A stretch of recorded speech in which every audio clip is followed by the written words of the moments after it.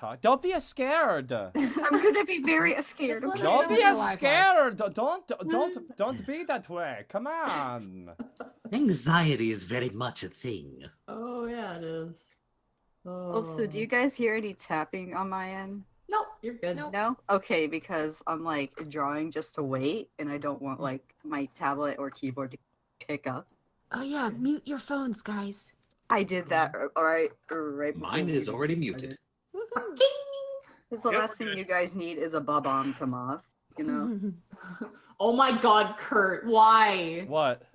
What do you do? Tubs and freaking gripples. You don't know that. I alternate- it know, but you told alternates. me not to look at the stream. I know, I'm just... Sorry, I'm looking at it right now. I just want to Can see. I just- look right now? I'm looking now. Same. Got to do it. Early day. Hi everybody, welcome to a very special episode of the Unexpectables. That's all I really got here. I think they can all hear you. They can all hear you. It's special in that there are actually no unexpectables this time. Finally. There's Yeah, one. that's so. It was honestly the weakest part of the show. It really was. It was. Wow. Wow. You can't. Well, wow. Wow. Wow. Do people hear us on stream? Yeah, they do.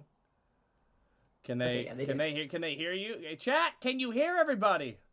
Can you hear us? please? Can This is the You voice of hear God. me?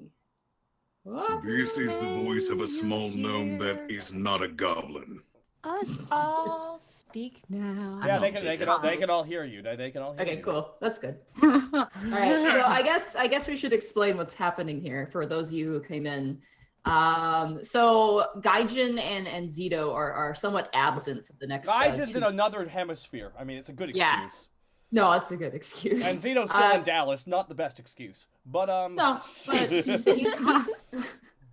yeah, Gaijin's away for 2 weeks on vacation. Well, not vacation. He's doing work, I think, or something too. I don't It's know. a I don't working know. vacation. In a way, yeah. So we He's- have a bunch of new people here. Who, Yeah, so just to finish explaining, and Zito, I believe, is doing a game jam as well. So he's very busy. So yeah, we currently have a different group of people. I guess we'll go down the line. Sigiku, if you want to say hello. Hi. Sigiku. Should I plug myself now or? Yes. Yes, I know you'd ask that. Okay, you could find me at Sigiku on Twitch and Twitter, and MixSiggy on Tumblr. Okay, Dabs, go. Who's next? Go. Go. Arkolf.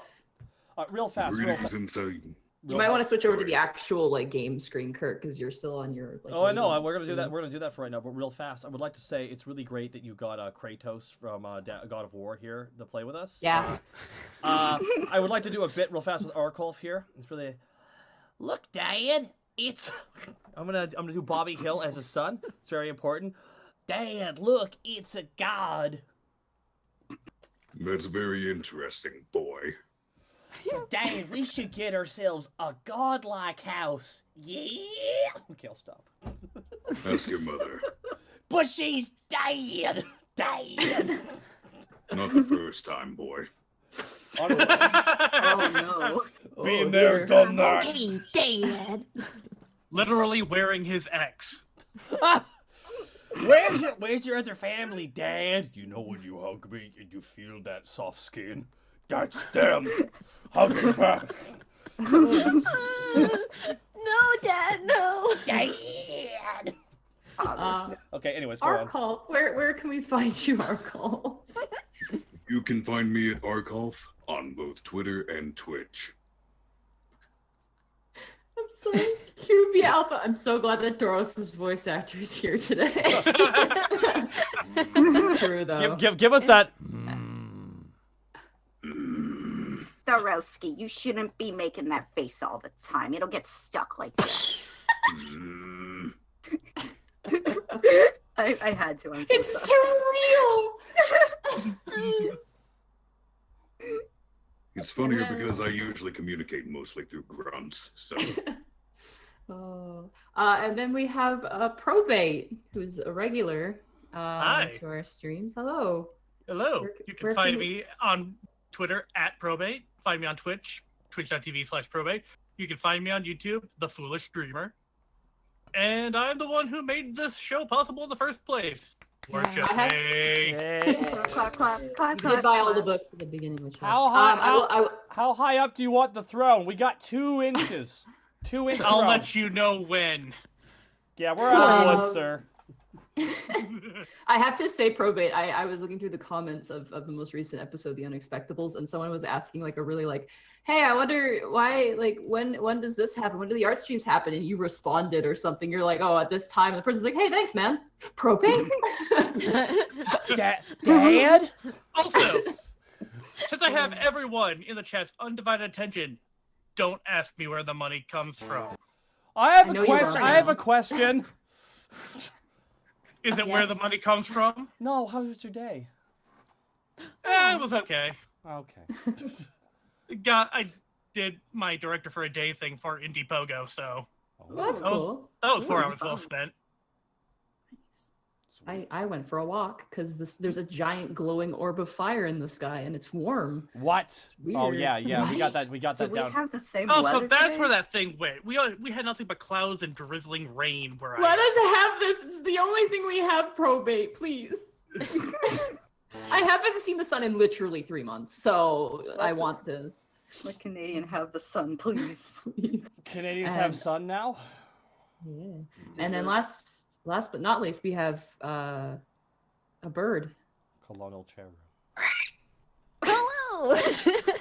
I'm Colonel Cheru. You can find me at Colonel Cheru on Twitter and on Twitch. I stream fairly regularly. Bleh.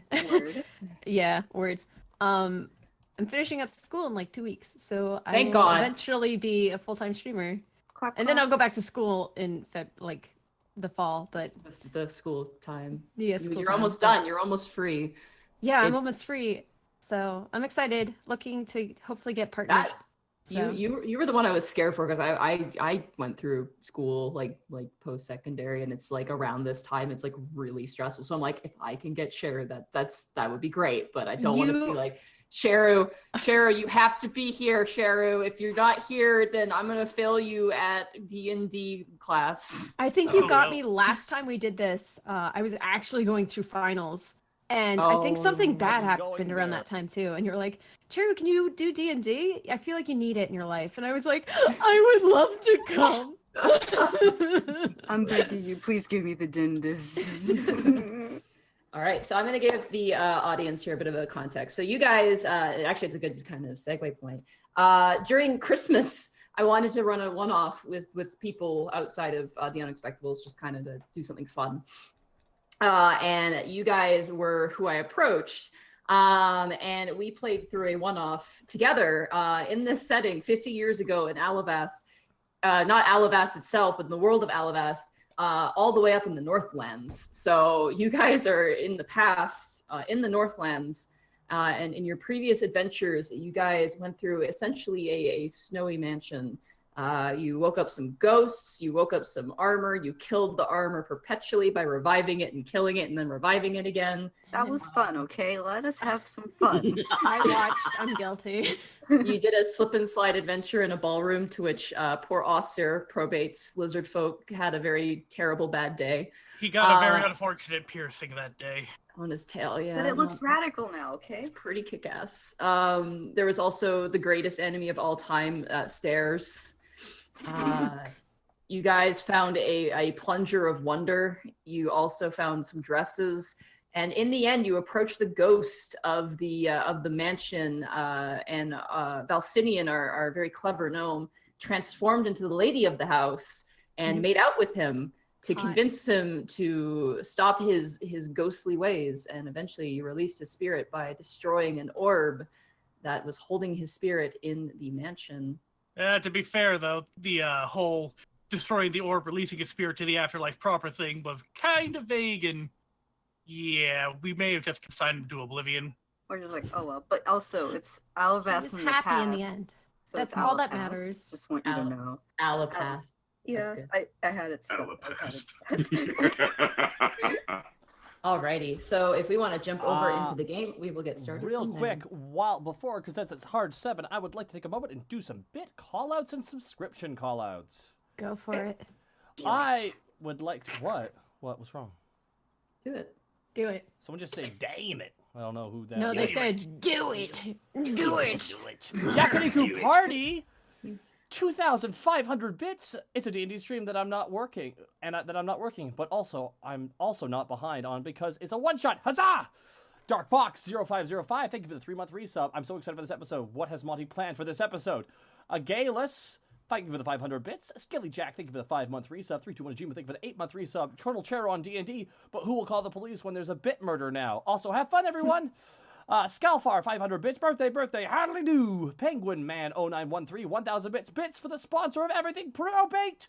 Woosel Moosel, 1,500 bits. Cheer. RC Wheeler 34, thank you for the 9-month resub. Equinox X4, thank you 8-month resub. Hey, look, it's been 8 months. Thank you so much for the subscription, baby. Inferno, 500 bits. Cheer. Gino Kaze, thank you for the 6-month resub. Monkey D. Luffy, 505, thank you for the 8-month resub. Yay, thank you so much for the subscription, baby. And Mikhail, thank you for the 9-month resub. And that, I believe, Dark Fox. No, that should be it right now for any of the bit callouts. I want to thank you all so much for swinging by this one. Just so you all know, in 2 weeks, we will be getting back to the regular session, and you will have no idea what my sister is planning for next week's episode, because I also don't know, which is fun. No one will know. Which is No fun. one All right, knows. brother, you could have a session, but you shall not know what takes place in it. I'm like, seems to be a devil's gambit. I accept. Oh, Codename Chaz, thank you for the 1,000 bits, and Gorestar7, thank you for the 8-month resub. Happy subscription, baby. I'm only here for Monty. It's okay, so am I. You'll have What? 3 subscription babies. I'm so proud of you. I know, I just... Your father. Mizuki Uchiha, hey, how's it going? 500 bits, last stream for a month. Gotta go play Soldier, no internet, sadly. Oh, I'm sorry to hear that, Mizuki Uchiha, but thank you so much for swinging by, and thank you so much for the plushies. Alrighty, Nadine. Oh my god, yes. Okay, by the way, I am now going to disappear and mute myself on OBS. You guys, you kids have fun. I'm gonna switch over. Ooh, actually, there we go. You also need to be able to hear the audio from the desktop from Roll20 because there's audio. Yeah, So, I know. be aware of That is fine. I'm muting my mic real fast. I'm muting my mic on these things, so I'll still be around, guys. Alrighty, hitting that mute button. Okay. So bye. Bye, Goodbye. Taka. Bye, Taco. Bye. How have I lived for that for so long? He's I gone. Oh, great. Now he's gone. Let's talk Hard. shit about him. Oh shit! He's gone. Short-lived. All right. So first of all, let's fix something up real fast here. Let's put you over here. Oh, my goodness. So Oh. Is that the burning remnants of the mansion? Wait, no. that is the orb of cozy. It's on fire. I love it. When last we left our heroes, you guys had just left the mansion, and you are now caught once again in the less violent but still cold and bitter winter. At this point, the silhouette of the shambled, broken down mansion is behind you. And up ahead, a blinding, rolling white hills of snow. Ugh. Wow. I We would sure say have out a of the lot to frying. look forward to. Yeah. It's just white. It's just sheets of white. You can see blue sky, a bit of cloud in the sky. It's day. Oh, it's sunny you're- out. Yeah, there's some sun, but the snow blindness, it's reflecting off the snow. It's kind of hitting your eyes. It's a little bit harsh. Snowflower, since you're the tallest, I'm going to have you roll a perception check here. Alrighty. Okay. You look up, you look around, you kind of just like survey, like kind of going all the way around in a circle, like 180 degrees. And you manage to catch something in the snow a fair distance off, kind of near a patch of a few scattered pine trees. As you guys are walking, poor Valcenien, being very short, you are currently up to your neck in snow. You are just kind of like swimming through it at the moment. Should I put him on my shoulders so he won't Aussir will be- reach down and pick him up by the scruff of his neck. I would say out to the frying pan and into the fire, but this is a bloody freezer. You How have a do gnome in you your think hand. I feel? Yes. Kind of stinks for both of you, doesn't it? Talks Does the to me. is the orb of cozy still warm? Someone give it to him. It is still warm. Who had orbs of cozies? There were 3 of them. I had one. So you guys do have 3 orbs of cozy, which basically they don't protect you from the cold, but they do give off a nice warmth to them that you could kind of like tuck it in your jacket if you It's need the to. only reason I'm still mobile. Yeah, you're holding on to that. You can make a really awkward necklace with it if you really wanted to. How big are these things? They're about the size of like a small bowling ball. Like, you know that there's like the big giant ones and there's like the kids ones. It's like the size of like a kid's size bowling ball. That's still really big. Big ass okay. orb. Oh, Yeah, so 90s bling big. Yeah. It's like a crystal orb, essentially. It's about the size of a crystal orb. Okay. I don't think I have one, but if I- I did, Would I make- give it to you. I think I had one. Should I'll I Make get say- a bitch and pommel for my ball. I'll say Aussir, you have one. Snowflower, you have one. And I will say Ghost, you have one as well. I'll So- give mine away. I'm Okay, okay in you the do. cold. Okay. Yeah, you got your poofy owl feathers. You're pretty comfortable. They're kind of like flowing in the wind. Your cheeks are getting puffed up underneath your helm, but you're pretty comfortable. All of you, for the most part, are used to the Northlands for the most part. Beyond the fact that it does get quite cold, but you're a little bit more resilient. Snowflower, in particular, you are. This is your song and dance. This is tropical weather. This for is you. my land. This is my city now. Can't stop me. But you do notice something off the far distance in some trees on the ground. But you can't exactly see what it is. But you notice a break in the sunlight echoing up against the snow. Okay. I want to go over to what I saw because I'm actually kind of like, that looks weird. Even especially after we got out of the house. As you guys are exchanging your orbs of cozy, you see Snowflower just boom, boom, boom, boom, start walking away off kind of the course you guys are on at the moment. I'm gonna nudge the group and follow Snow. You Follow guys the one who follow. knows the land.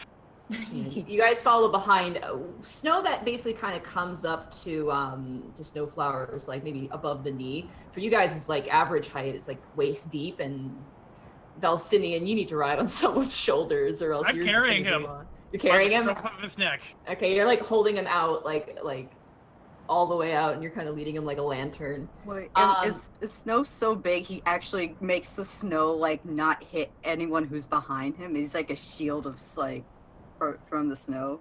You're like a snow plow. Yeah, you're like you're making a bit of a path, but that's how deep the snow is. Even with you kind of going past, there's still enough behind you that it's quite deep.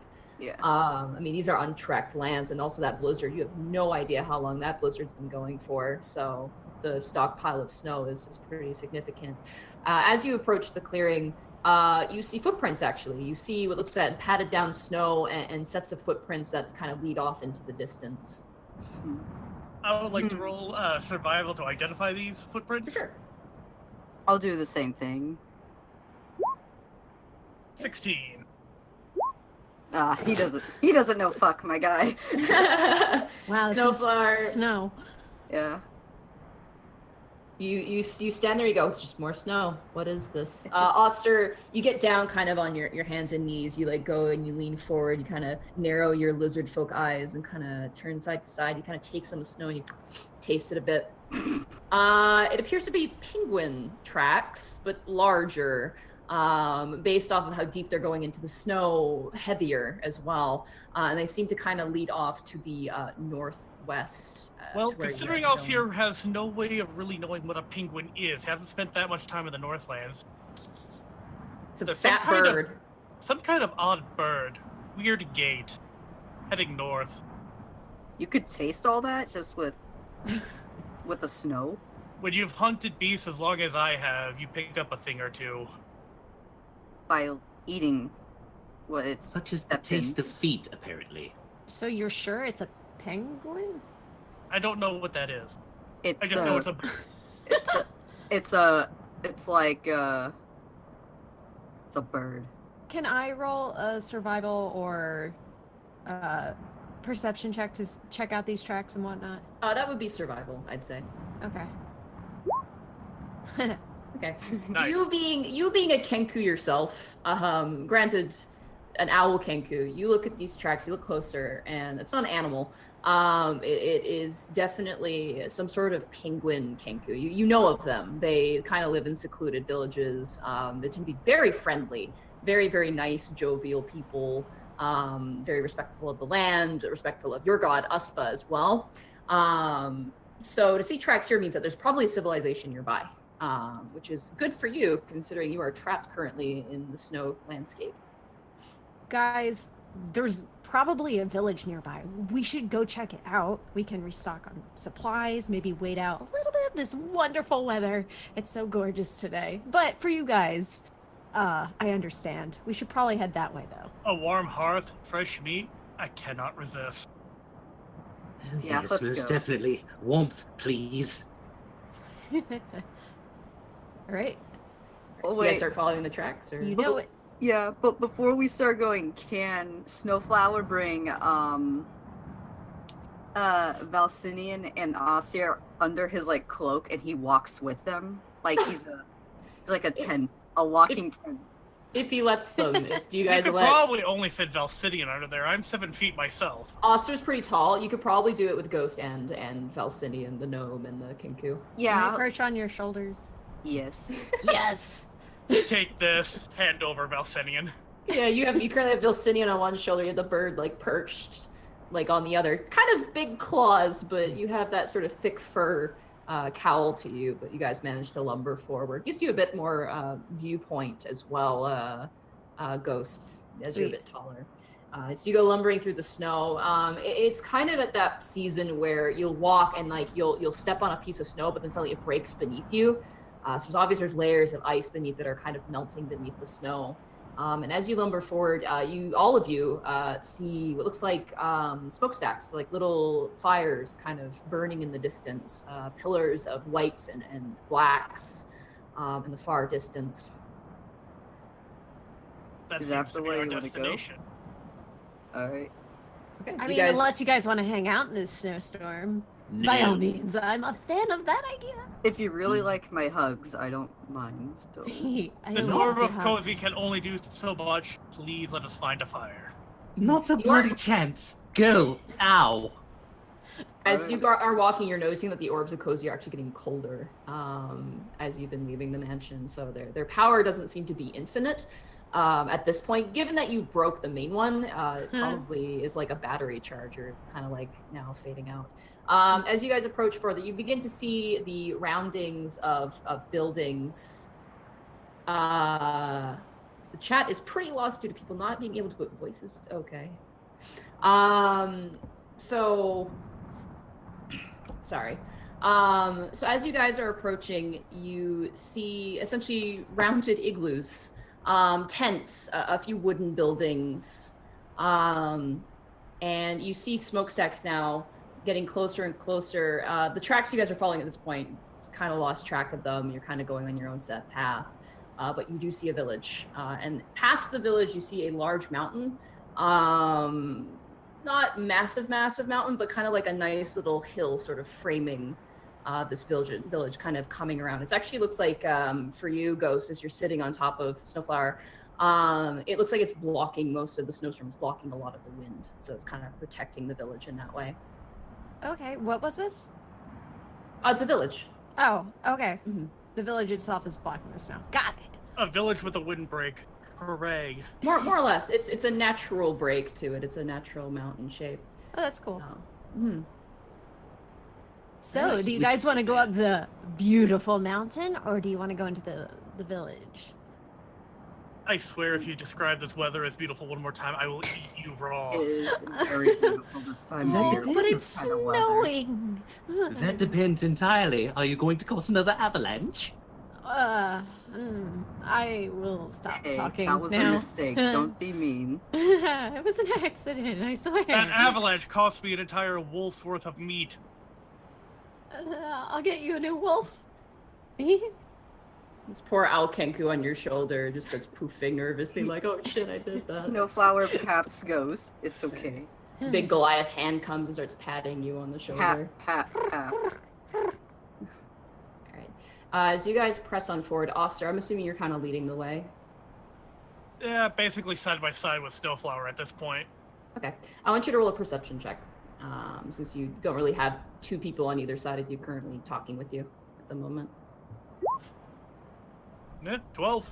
Okay.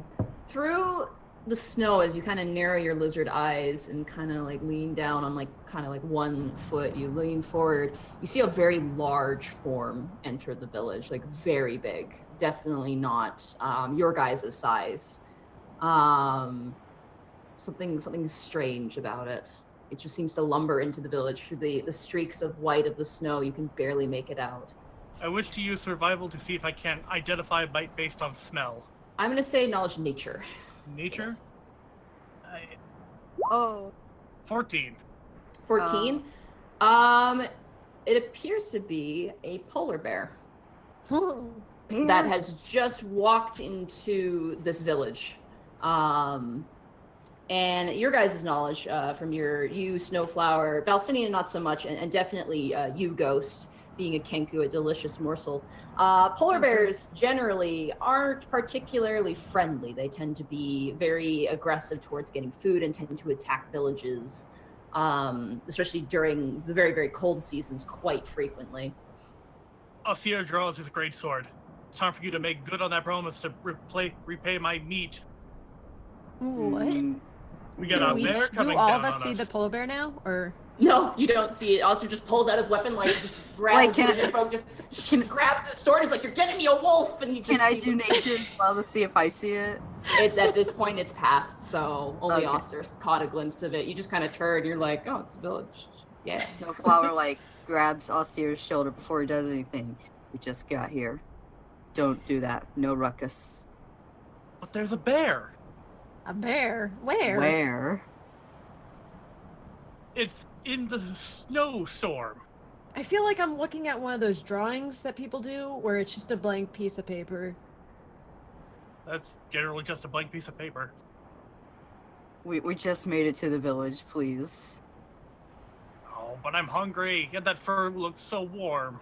We could find a restaurant. Jeez. You'll be fine. Just be patient. Yeah. There's bound to be food in the village, and I'd rather them not kick us back out into the snow. Please and thank you.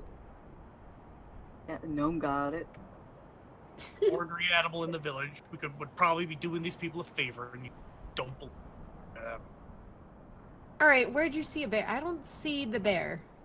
Try pointing it out. Didn't see the bear, but I certainly smelled it. Oh, I didn't see the bear, but Oh. I smelled the bear. I Do you know if it's see. a bear is there, or past bear, where the bear was there but not there now? Where I'm sure bear? You didn't smell Bear a picnic where? basket. You guys are getting colder and colder as you laugh at your own jokes. We are quite hilarious. Fine. Be attacked by this strange Arctic bear. It's not strange, it's native here. Really, He's you're the not a strange native one. here, though. All right, He's let's the go to strange town. Jesus. Okay. Alright, Aussir, I jump off of snow and I'm gonna walk. all right, your bird legs land in the snow. Your little owl tufts kind of pop up, alert, and you begin to move forward. Ghost. As you guys approach the village, it's not. There's no walls besides the mountain kind of flanking around it. There's no walls, and it looks like a lot of the lodgings are somewhat temporary. There are large wooden homes. They look kind of like communal sort of areas, like maybe for cooking and whatnot. But overall, it looks like a very much a temporary lodging sort of situation. And as you approach, you begin to hear growling and snarling. And as you walk, Aussir in particular, I'll assume you're kind of leading the way, you set your hand on a big piece of ice that's kind of near the village. It's kind of just sitting, jutting out. And you place your hand on that ice, your claws kind of digging into it. You slowly turn and look into the ice, and you see currently encapsulated in this pink ice a penguin Kenku, frozen solid, completely staring up, beak open, completely solidified. Is this how you store penguins for eating? No, you don't No. do this. It Can looks I? convenient, but no. What do I roll to check out what the heck happened? Knowledge Arcana. Oh, I'll do the same thing. I will do it as well. No. Oh. So we have. Make sure to call out your rolls too, by the way, as you guys are rolling. 18. 7. Ghost. Natural 1. Perfect. So, Snowflower, you just look and you're like, shit, penguins and ice, it's just they go together really well, I guess. Valcenien, your expertise of magic, you are not used to snow magic at all. You're very much new to this area, but Ghost, your religion as well as just your general understanding of the Northlands, this appears to be some sort of magical ice. You're not sure if it's blight ice, which is a huge problem in the Northlands, but it appears to be some form of magical ice. The fact that he was frozen so quickly indicates this. And as you kind of span the village, you see more and more penguin Kenku encased in ice, little fluffy baby penguin Kenku trapped in little blocks of ice.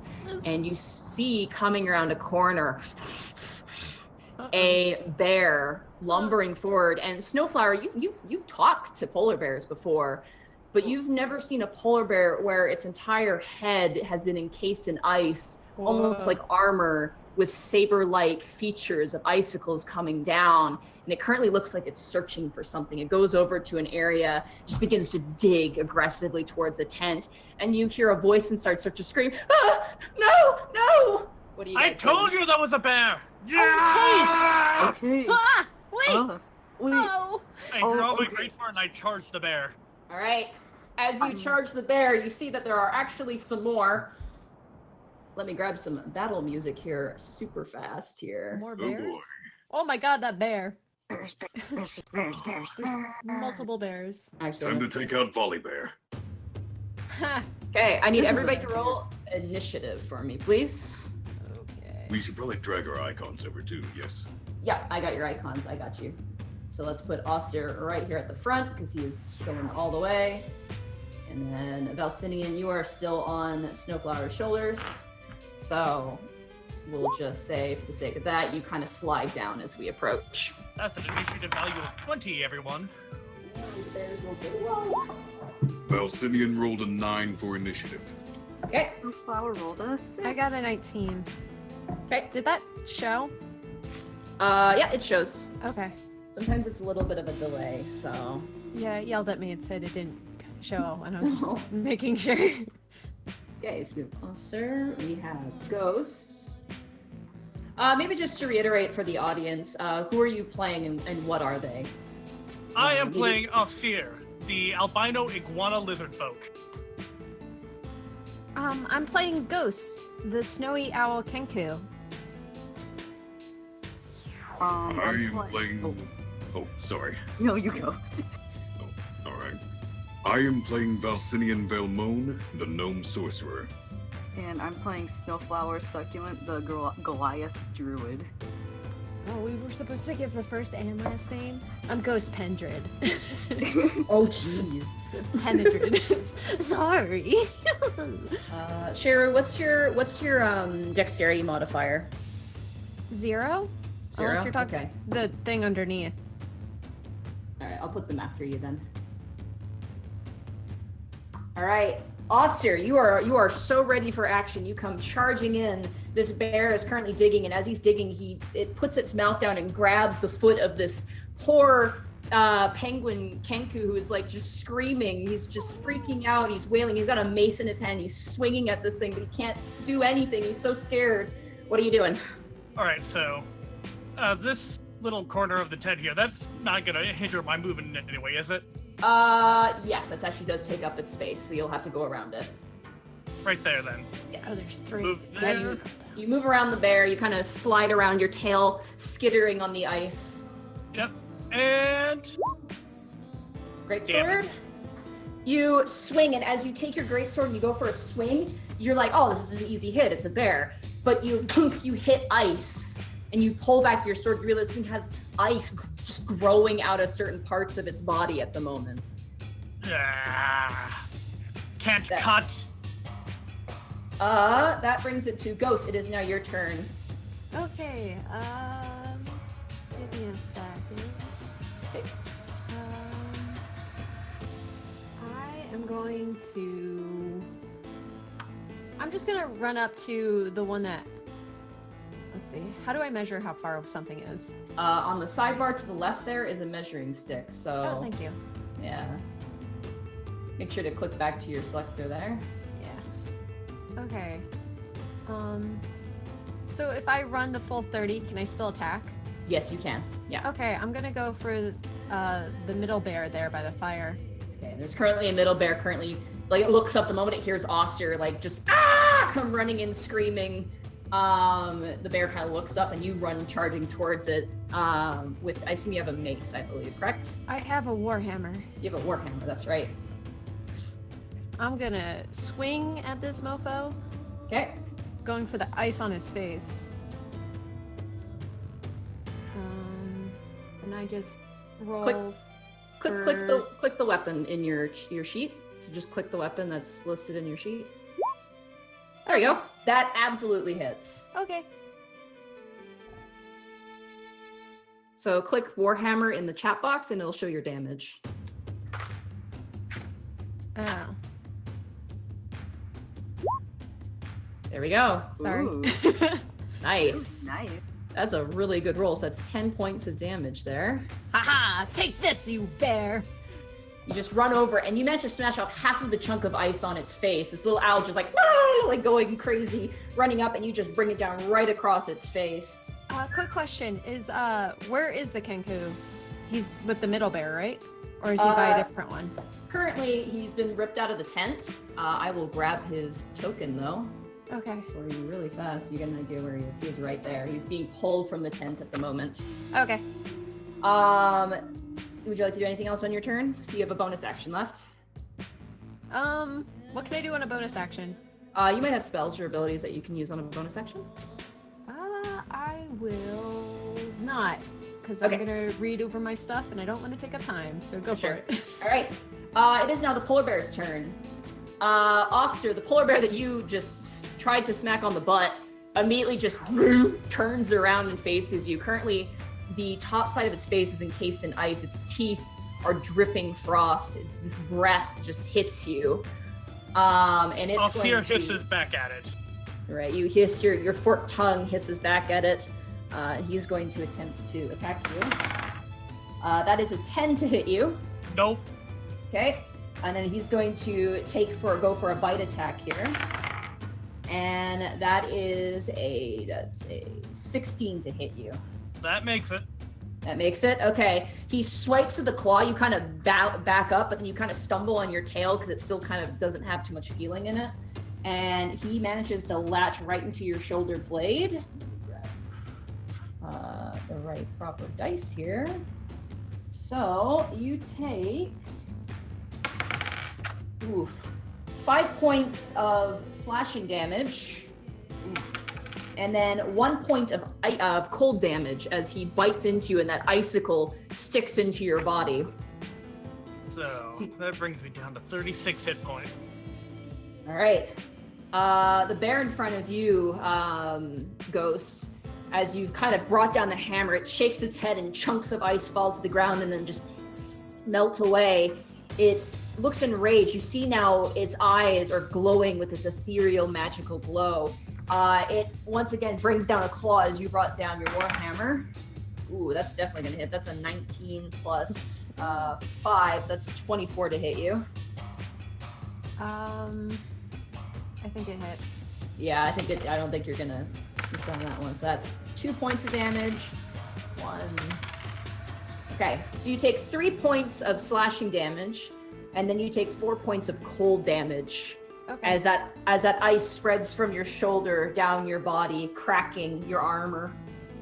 And then the final bear is seeing the other two, is going to lumber forward 40 feet, and actually can reach you, Aussir. So it is going to flank you. Oh no!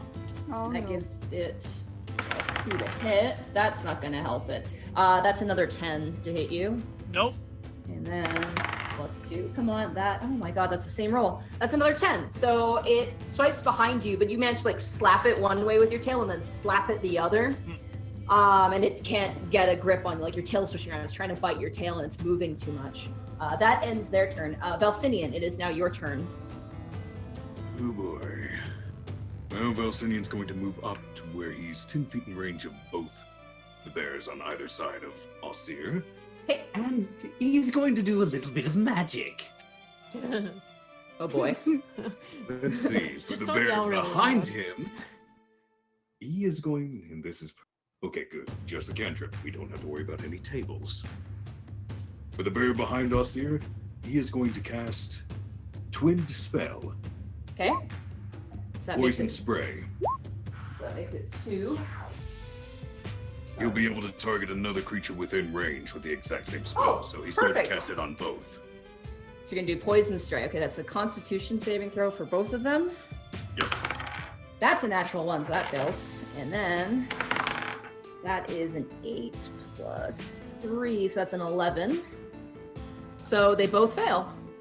And they both take 1 poison damage. Sorry about that. Oh, Oh, ignore that. I was just you trying to double think of pressed the it. spell.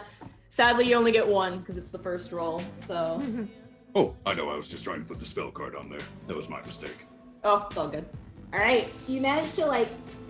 It's like throwing like Jello. You just kind of like ugh, you throw Jello out of the palm of your hand, and it kind of like splats each bear like at the same time, and both bears go "Arr," and look at you. This tiny little gnome standing in the snow. That will end my turn, sadly. Okay. And now Snowflower, it is now your turn. You get the sense too, I will say this since you're a druid, that these bears are not acting naturally. They are definitely under the influence of some sort of arcane power. So any attempt to potentially talk to them is probably not a possibility at this point in time until they are cured of whatever affliction this is. Yeah, I was assuming that. Pretty much assuming since like they won't even talk, and maybe we have to like make him at least go unconscious, hopefully, because he doesn't want to kill them. That's mean. He's gonna try removing the ice helmets from them by using Fireball. Okay. Oh, that's at level 3, I guess. Whoa. Whoa. Why'd you Wait. cast it at level 3? You don't have That's- level 3. I thought I did. It says it right here. Oh. Do druids get it at level 3, or am I wrong? Completely? I don't think druids get fireball at all. I was gonna say. I thought they did. Why do I have it? I had it twice on here. I was like, why? Oh, okay. I'll use something different if it's like a big question mark completely, because that does look a little too high. Yeah, fireball is like the signature Yeah, that's- arcane you level don't- 5 spell. That's too high. Yeah, you just did 41 damage. Why do I have it? You wanted to like I gently lull the bear to sleep. You incinerated it. Oh no! It's dead. I Wow. can't believe I Took its murdered head bear. clean off. Let me take a look at what Druid spells. Yeah, that's very odd. That might be a glitch. I didn't add that in there from last time I checked. Weird. Unless I added it in there. If it has something, I may have. I wanted to use Flame Blade because I know I had that last time. Okay. Let's do Flame Blade then. Yeah. Let's see. Let's Was find it that real 14? fast. Dancing lights, dispel magic. There's so many. You could do Druidcraft. You sure you don't want to do Druidcraft? I don't think I have that. Oh wait, do I? Or... No, I don't see it. Firebolts. Huh. Let me check out your Druid spells here super duper fast here for you. Go ahead. Oh no, I caused confusion already. It's I'm all so good. sorry. This, I told you guys before. If this happens, we just figure it out. I'm sure the viewers are fine with this. So, as a druid, you can learn Druidcraft, Guidance, Mending, Poison Spray, Produce Flame, which might be where we're confused, Resistance, Shillelagh, and Thorn Whip. Might have been that, but I don't remember putting fire either. Right now, I you know. have Control Flames and Shillelagh, and for some reason, you have Fireball, which was probably me testing something. Okay. So, yeah, that was me. So, you have Control Flames and Shillelagh. Okay. And you have your other 4 level 1 spells as well. So, Yeah, and I have my 2 level 2s. But yeah, I put in Flame Blade, and that's 14. 14. You have to move up for that one. It is. Oh yeah, that's right. 30 feet, right? Yeah, you can flank the bear. That Right. Aussir is Here? currently having its tail. Yeah, right there. Perfect. Hello. That gives you +2. You absolutely hit with the flame blade. So if you want to click for the damage there. Okay, nice. As you see the bear and it's like gnashing at Aussir, who's kind of like fending off 2 bears now. You swing your flame blade, and as the bear turns to lunge at you, you just take it and you shatter the ice on its head, and it shakes its head kind of confusedly, tilts its head, and appears to be cured of whatever infliction it had. The fire appears to be spreading down and hissing away at the snow that is currently possessing it. Oh, okay. I can't use speak with animals. That's also an action, so I'm really sad. But you freed him, and the bear looks confused and a little frightened and hungry, but you have done something. It appears that fire helps them resist this affliction. Why have fire in the cold? All right, that brings it back to you, Aussir. You hear a bit of a commotion behind you. The bear in front of you currently leaping up, kind of gnawing at your blade as you pull back. What are you doing? All right. First of all, to draw a new weapon, is that a bonus action or part of the move action? I would say at this point, it won't work. Well, no, actually, no, I've got a plan. If I disengage, I could probably... I'll say, yeah, you can switch weapons. Unless it's like another, is it like a bigger weapon, a smaller weapon? It's moving to the maul from the greatsword, which is the same size. Sure, I'll say yeah. I don't mind. People are gonna be mad at me. Whatever. It's a one-off. Let's do it. Alright, disengage is a regular action, not the move action, right? It takes up your full action. You don't need to disengage. I'll let you do it for free. Oh, okay, so swapping to my maul because cutting doesn't work. Aussir decides to slam him for 15. Does that hit? That hits, yep. Alright. Nice. That's you did 13 points of damage. As you bring down your maul, it shatters part of the face and actually part of the shoulder blade as well. It comes crashing to the ground, skittering across the ground. The penguin Kenku kind of pushes away as the ice kind of spreads across the snow. That's 13. Ooh. And as my bonus action, let me just find it real quick here.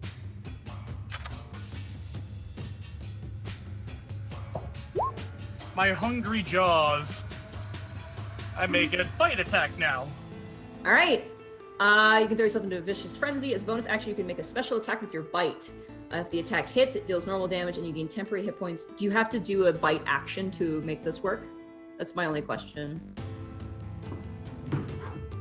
As a bonus action, I can make the bite action. And yes, I do have to actually hit with that. And I don't think I do. Yeah, no, you don't. Your mouth goes like 160 degrees and you just go to bite like Pac-Man and the bear just like kicks you with its back leg and you just get a mouthful of snow and you just spit it out. Snow and gravel and whatever else has been kind of around this area. All right, no hungry jaws until after a short rest. All right. I assume that ends your turn? Well, actually, I'm really upset at this bear, so I'm going to use my action surge to get another action. That takes, does that take a bonus action too? Nope. Wouldn't that be redundant? On your turn, you can take an additional action on top of the regular action and bonus action.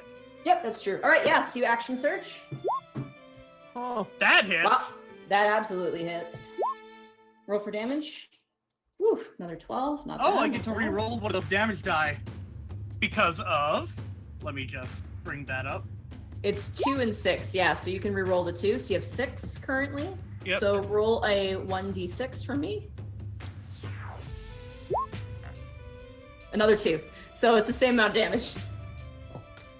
Darn. Sadly, you have to stick with whatever roll you get the second time. Alright, You do so manage to hurt it. that's 12 damage again to it. Yeah, you take another chunk of ice off the back leg and it goes spraying across the ground. Ghost, it is now your turn. Question, is Sacred Flame any fiery type move or no? It is a radiant damage move. So no. You don't know? I mean, it's true. I literally do not know. It's pretty. I mean, it does do damage. I'm gonna do that, I think. I'll try. I don't know if that does. I will roll their dexterity save. which that one definitely fails with the 2. And it takes 3 radiant damage. You just kind of thrust your hand out, and the bear gets sprayed with almost similar color in a weird way to this corrupting ice. And like it kind of spreads over the face. You can see where it's kind of burning a little bit, but it's not catching flame. And the bear just wrinkles its face and snarls at you. Well, darn. Still did some damage to it. Yeah, I'll take that. You're doing great. Thank you. Snow's just like thumbs up with the giant flaming sword. Yeah. I don't have fire moves. I guess that ends. I don't get another. I can't attack again after that, right? No, that takes an action. So you have a bonus action left. What can I do for a bonus action? Really? If you have quick? spells that say they take a bonus action to cast, you can use them. Okay. Beyond that, for you with the weapon you have, nothing else really. Yeah, I don't. I can heal people, but does anyone really? That takes an action as well. Okay. No, I'm good. All right, that ends your turn. It's now the polar bear's. Now the polar bear's turn again. The one currently attacking you, Aussir, is very angry at you still. It's going to turn once again and attempt to hit you. And that is a 21 to hit you. Yep, that's a hit. Okay. You take, oh geez, come on. You take, oh, that's sorry, I rolled the wrong dice. Never mind, I guess we rolled. Okay, still the same amount. And, okay, you take 2 points of, 7 points of slashing damage. And then 1 point of cold damage as the bear just jumps on top of you and brings down its claw and just swipes you across the front of the chest. Then, as it has you in this advantageous position, it's going to attempt to bite you, and you just turn your neck away, and it just crashes into the snow next to you as it only rolled a 3 and completely missed. Nice. The bear in front of you, Snowflower, just kind of looks at you, tilts its head puzzled, looks at its like rampaging brothers, and just takes off running. It just runs through the village like a scared animal. Just books it. Oh, Bye. Oh, no, come back. I want to ask you. Okay. The bear in front of you, Ghost, is not impressed. It's still sort of on fire with your blaze. And that's a natural 1. It goes to snap at you, and it gets knocked prone, and that will end it. Valcenien, it is now your turn. Stupid bear. Stupid bear slipped on ice. The bear! The bear that's near Ghost right now. Mm-hmm. Is going to cast a level 1 spell, so you know what that means. Well, it depends on whether or Oh, not no. I have to roll for it, so go ahead. Let's actually cast this at level 2. Oh god. Don't Magic hit missile. me. Magic missile. You Please roll don't for hit your me. wild magic. Okay, nothing happens. There's a moment where it wavers. You're like, okay, we're good. That's 8. So you're rolling that at. Level 2. Okay. So that's. Sorry, I'm figuring out the math here for you. So that's 12 points of damage. Nice. So you do 12 points of damage to that bear. It's not looking so good.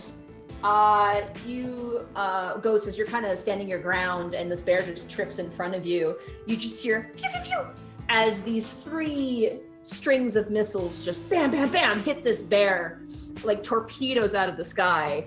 And you see more chunks of ice are kind of falling off, and the bear's like, "Brr, brr," like looking like he's not having a good day. One would say he's having a very bad day. I see how it is. You beat me to it. You could say it's a bear market. Oh my god, no, what have I done? Valcenien, is there anything else you'd like to do in your turn? No, that will end my turn. Okay. Snow, it is now your turn. This bear is still prone on the ground in front of you. It's currently smoldering from the force damage of the magic missile, as well as your radiant damage, which is now kind of fading into the cold wind. Okay. Oh, sorry, I got Snow and Ghost confused. Yeah, your flaming sword is still kind of there. Yeah. I mean, maybe that Ghost? bear's in front of No. Snow. Sorry. My bad. I don't know who's who now. Snow is like kind of torn between bear fighting like owl and bear fighting lizard. He's like, which one? You know? Tired. Snow, help me. I've got this. Okay, he runs over to Ghost. All right, you run over to the owl. Yeah. And I'm gonna. Okay, so the bear is prone, right? Bear is prone, yeah. Okay. Oh, the flame blade was a bonus action. I could have used animal French. Damn it! I didn't know. Okay. I did. Okay. I want to use flame blade to try removing the helmet, like melt it away. So I don't want to kill the bear. If that makes sense. Yeah, okay, so non-lethal, essentially. Yeah.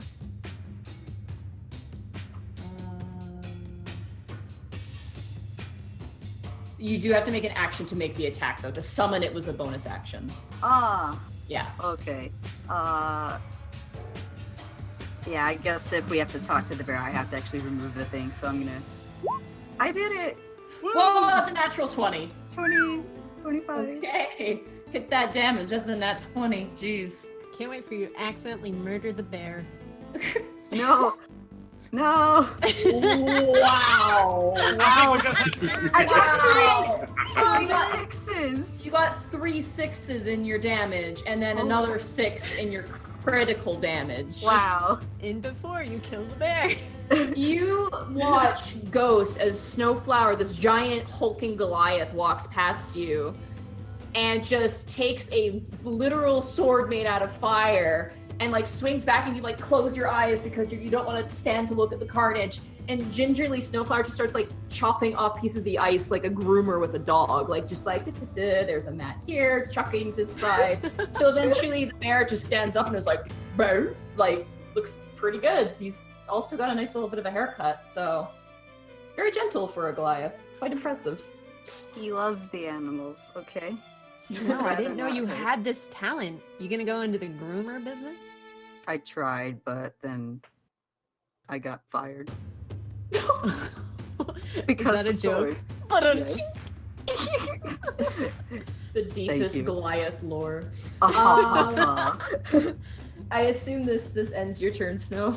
Yeah, I don't have anything else to do. Okay. Aussir, it is now your turn. Well, independent of Hungry Jaws, I've got this. So, since I'm apparently pinned to the ground, I'm just You aren't prone or anything, it was just a flavor. Oh, okay. Well, in that case, I'll just swing with this. Oh my god! Whoa. That's a nat 20. That Oh. is a nat 20. Roll for damage. Let's see. Wow. That's yep. That is a dead polar bear. As you guys, like the polar bear's like "Aroo," with Ghost and Snow, you guys just hear a thwack noise. And Valcenien, you watch as just an eruption of blood comes from the forehead of the polar bear, and it just swoops down dead to the ground there. That ends combat. As you guys stand in the middle of the village, the polar bear like looks over to its dead companion, kind of gets like nervous, like. Whoa, it's Hey, okay. Snow, can you talk to him? That's what I was planning to do if he didn't I'm gonna run. Thank check you. on the little guy. Okay, we'll start with the bear first, and then we'll get to the little guy. Alright, Snow's gonna do speak with animals. Okay, He's gonna have that pop up. nice. And he asks, what happened to you and your friends? Why did you have the ice hats on you? What's a hat? A thing that sits on your head. Oh, we were just going for a swim, and then here. What happened to Dennis? He looks over to the dead polar bear currently on the ground. We could not stop, he was too far gone. I'm sorry for Dennis. All I remember is a voice going, "Go to village, go to village." I don't remember much more than that. Did you see anyone before you came here? The polar bear just strangely, as it sits up on its like back legs and shrugs, and then boom goes back on its front paws. That's understandable. your friend ran that way, like he points to the direction where the other polar bear went, you should find them before they get caught. No. You're right. And he run away. Goodbye, you're great. Bye. Aussir, as you pull out this penguin Kenku, I will show him to you. Here we go. There you are. Oh, he's beautiful. Well, hopefully Curtis, who's our lovely, lovely camera person, can show that off to the audience there. Lawrence. What a good penguin. Oh, he gets up on his feet, kind of wheezy. Oh, thank you so much. Oh, who are Okay. you? I'm a traveler. I can tell I've never seen anything like you before. You're like a fish that's got scary teeth or something. I'm sorry, I don't know of your kind. I'll explain once I get warm. I'll talk to the penguin. I'll go over. I'm going to start butchering this bear. All right, roll Yeah. survival there to butcher the bear. You gotta do that right here. I The need smell's the still over fur. the wolf. Snowflower like does a little prayer, like in remember Dennis. Rest. Goodbye, in peace, Dennis. Rest I'll in assume Dennis. that's the bear. That was a Yes. terrible survival roll of 7. There's still chunks of ice on it, and they're kind of like growing as you're trying to like salvage it. You get like a chunk of meat. That's about all you're gonna get. The pelt itself, with all the snow, Pelt is ice- ruined. Oh, it's straight up ruined. Like even if you like managed to probably cure the bear, the pelt would probably still not be too great. But you do get 1 ration of polar bear meat. Lawrence kind of waddles over. He's wearing kind of like a simple set of kind of leather armor, a bit of a parka, and he's got this really, really fancy mace in his hand. And he's like, come with me. We'll go into the longhouse. You seem very capable. I'll explain there. And he Okay. waddles All right. towards this house up to the north here. Warp. Whoop. Ooh. So as you guys step inside, there's a bit of a warm fire, but surrounding the warm fire are more frozen penguin kenkus, even in their own homes. They're encased in ice, and next to the fire, it's not melting. Lawrence kind of walks in. He goes, I knew it would happen eventually. No one in the village listened to me.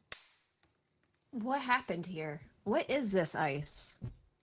Yeah, you saw the mountain that's surrounding the village, right? Yeah.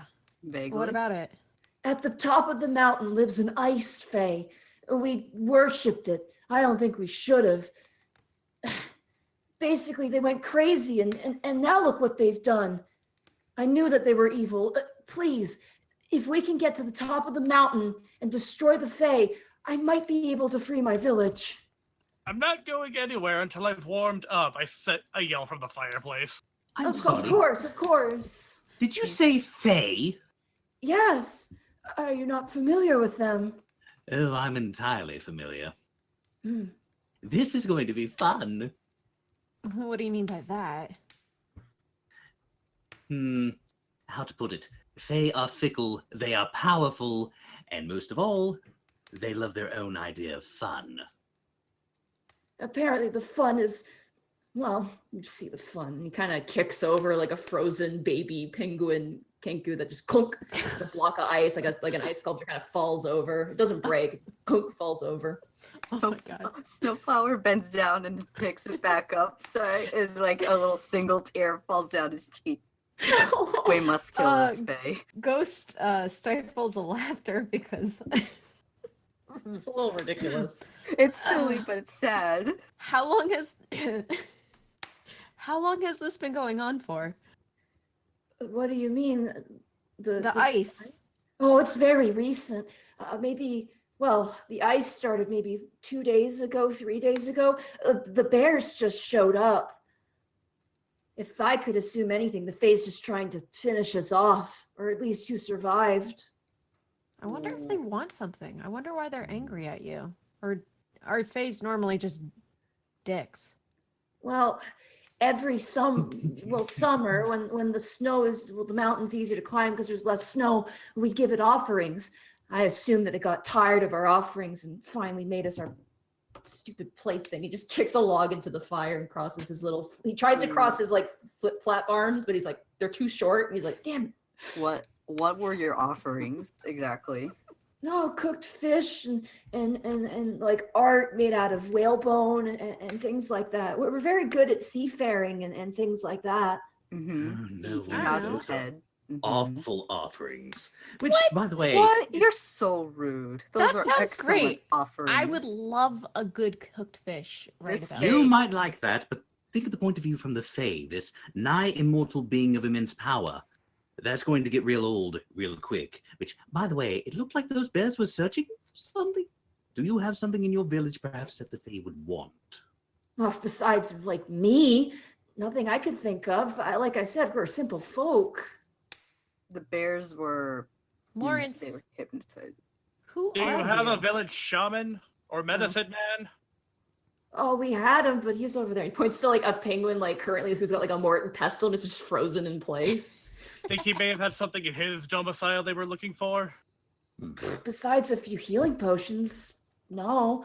Well, we Also, could use I'm the son of the chieftain here, who's right there, and he points to another frozen penguin Kenku, who's holding like a staff, I guess. It's got like a fish ornament at the end of it.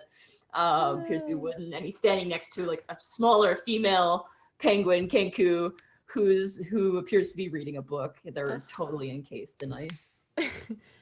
Ghost hides her face and kind of just laughs. In shame. You laugh your little owl laugh. Snowflower just snorts, but is still kind of sad about this whole thing. It's like it's funny Valcenien sad. barely contains his laugh. If it and Lawrence gets down on his hands and knees and he bows his head and he goes, if you could help me save my village, I'll get you whatever supplies we need. I know I have some climbing supplies around here. I think I have some potions and by all means we have plenty of food. You said the magic word. I'll For get you. you food. He's been hungry this whole time. He I'll won't get him stop food whining. right away. And you see Lawrence like flap, flap, flap, flap, flap, with the sound of like wet sandals on like concrete. He slaps away and eventually How comes tall? back with plates. Is Lawrence? He's about the size of like maybe a slightly taller dwarf. He's so cute. He's Barely taller than Valcenien. he's a few heads taller than Valcenien. He's not a small creature. You definitely would probably put him more towards a medium. He's very stout. He's obviously quite fat for winter. Plus he's got the parka, which just makes him look even rounder. Oh and wait, I just realized since these are smaller penguins, does that mean Snowflower has to actually bend down to be in this building? yeah, you're like your knees are You're to your probably chest, fine. and you're kind of hugging, kind of looking around. There's like a fishbone ornament that was hanging off the roof. You ran right into that. Like, Ugh. It's not much more Gross. comfortable for me over here. eventually, tall. Lawrence comes back with 2 plates of what looks like fishes on sticks, and he just sets them up in front of the fire and begins to kind of season them with various things. And he turns and goes, okay, well, if you want to look around and see if we can gather supplies, you can eat and we can rest, and tomorrow let's go up the mountain. What time of day is it right now? It's Out of getting character. late. It's probably like maybe 7, 8 p.m. at this point. Okay, That's so fine, we're you not guys doing much just- else. Yeah. Yeah. I Yeah, we'll approve take you this up on plan. that. Where would the potions be? Probably somewhere over there, and he points to the frozen Morton Pestle penguin Kenku, who's like got a big smile on his face, like he was telling a joke or something, but then he froze. Unfortunate. There's sort of like a surprisingly wooden desk there, and there's like shelves of different powders and other things, fish eyeballs, whatnot. Whoever would like to investigate that area, you can roll an investigation check. Only one person for that. That would be me. I'm interested. Investigation.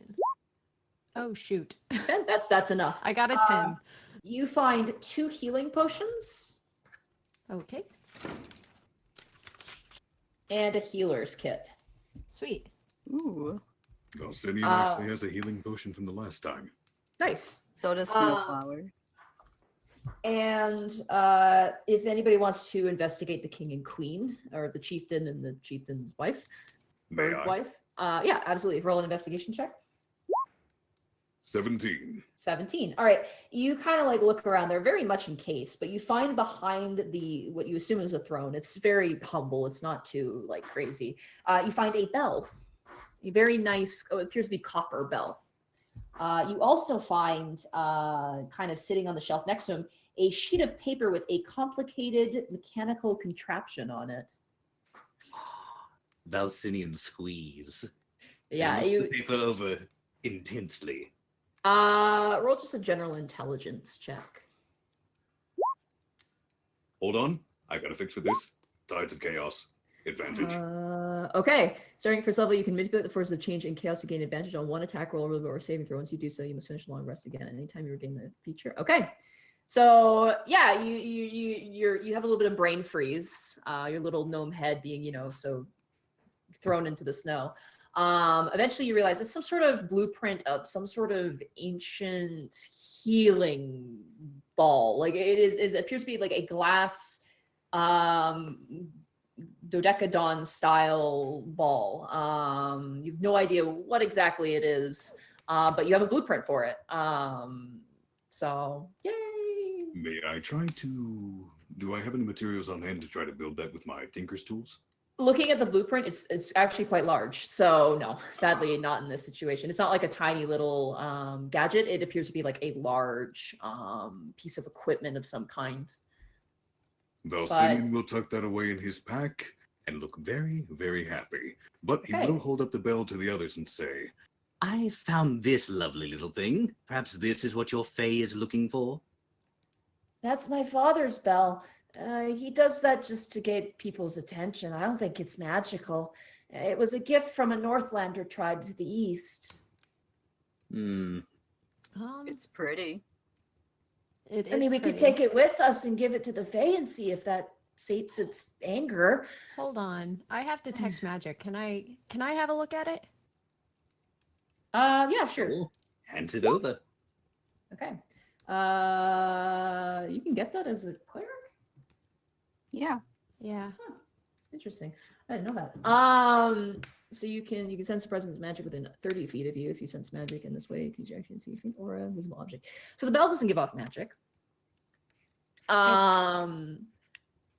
At all. So there's no magic as you stare at the bell. It's just a bell. Sorry, Val. Fickle as Fae are, it might still come in handy. We can So at you least do crack a good detect- joke with it. You do detect around you, which makes sense. Like spattering. It almost kind of overwhelms you as you stare. You're like staring at the bell, expecting something. Spattered around you is just tons of enchantment magic. From the ice, right? Yeah, you assume it's from the ice. It's just all like it's like as scattered as the snow itself. It is all over the place. So I'm gonna investigate this fish. okay, you discover that it's delicious. There's also sort of like a hunter's area to the corner of the room. Would anybody like to investigate that? Oh, I might be interested in that. Okay, So. roll another investigation. No! you get up. You're just like, I'm gonna go look over that. But the fish, though. I'll go look over it. You know what? At least it's not a natural one. It's true. Oh no. You start digging through stuff and you just get tangled up in rope and Snowflower and Valcenien, you watch as this owl like Kenku walks over, starts grabbing rope and like trying to toss it over their head, but ends up getting tangled on them. They're like, oh whatever. They keep trying to grab things, they start getting tangled more and more, eventually they just fall over, completely wrapped try? up in the rope. Yeah, Oh my absolutely. goodness. he can't move, all especially relaxed. since it's a small building, but he's gonna attempt to like reach over. All right.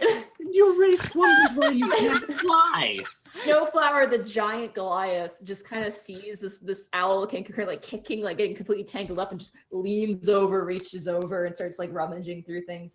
You find a climber's kit, Ooh. and an ice pick, Ooh. and a torch. Ooh. Torch, an ice pick, and a climber's kit. Yeah.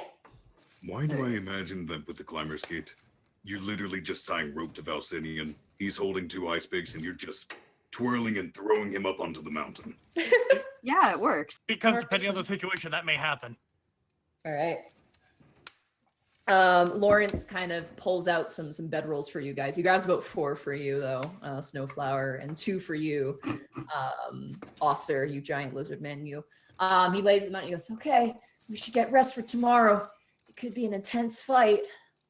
Nothing's tense for Snowflower. Before we go to sleep, I want to cast Prayer of Healing to Okay. heal any wounds that we've had from battle. You mean my wounds? I took a lot of damage too. Oh yeah. I cast it at 2, correct? I believe so. Yeah. Just click the spell there. Okay. Okay. Wow. You guys all get healed for 18 hit points. I love clerics. Yay! Puts me back at max. Let's kick back our heels and chill out for a while. No offense. Lawrence kind of like swallows a bit, like he's like, "Yeah, okay," and just like Yes. waddles Snowflower away. pats him before he walks off. It's okay. Thank you, giant scary man. Gives him a very faint smile. He doesn't notice.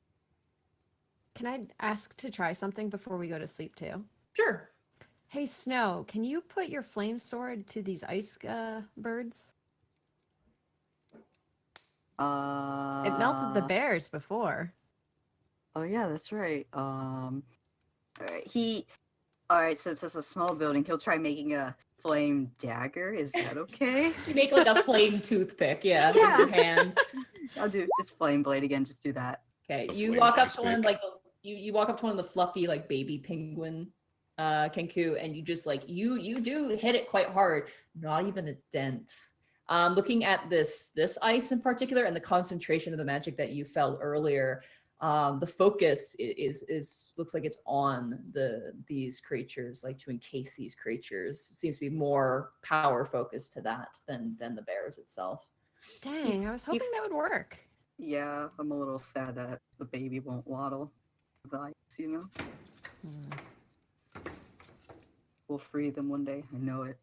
Yeah, I don't like seeing fellow Kenku in situations like this. Gonna take one last bite of fish and call it a night. All right, you just like you eat the entire fish. You pull the skewer from your mouth, and then you just fall backwards and just your lizard jaw exactly- just open. That's exactly what I was imagining in my head. The rest of you guys bundle up for the night. Yes. Yeah, Mhm. Snowflower's gonna be kind of curled up on himself and using all 4 mats as a pillow. And he's just using his cloak as a blanket because it's right there. Yeah, this huge mound next to a very, very small mound, which is Ghost, with some feathers poofing up, and then the even smaller mound, which is Valcenien. And night takes you, and eventually you awaken to a dawn, a breakfast, and then you set outside, and the snow is not as crazy. It's definitely better weather. You are kind of happy you waited before going that night. Had you gone that night, it probably would have been a very, very hard journey. But you see the shadow of the mountain before you as you guys step out of the longhouse and gaze upon the other penguin Kenku that are currently still trapped and frozen. And Lawrence kind of comes hobbling out. He's got some rope under his flipper and his mace kind of resting on his shoulder. Oh, so he's joining us? Yeah, he's gonna come with you. Friend. Oh, heck yeah. New friend. I mean, it can't just be you doing this. I should help. I mean- like you already, Lawrence. Huh, thanks. It's all you. Thank you. All right, I'll lead the way. And he starts waddling side to side and moving towards the mountain. Not gonna lie, watching him walk away like that, he looks delicious. Hey, hey. Do not. No.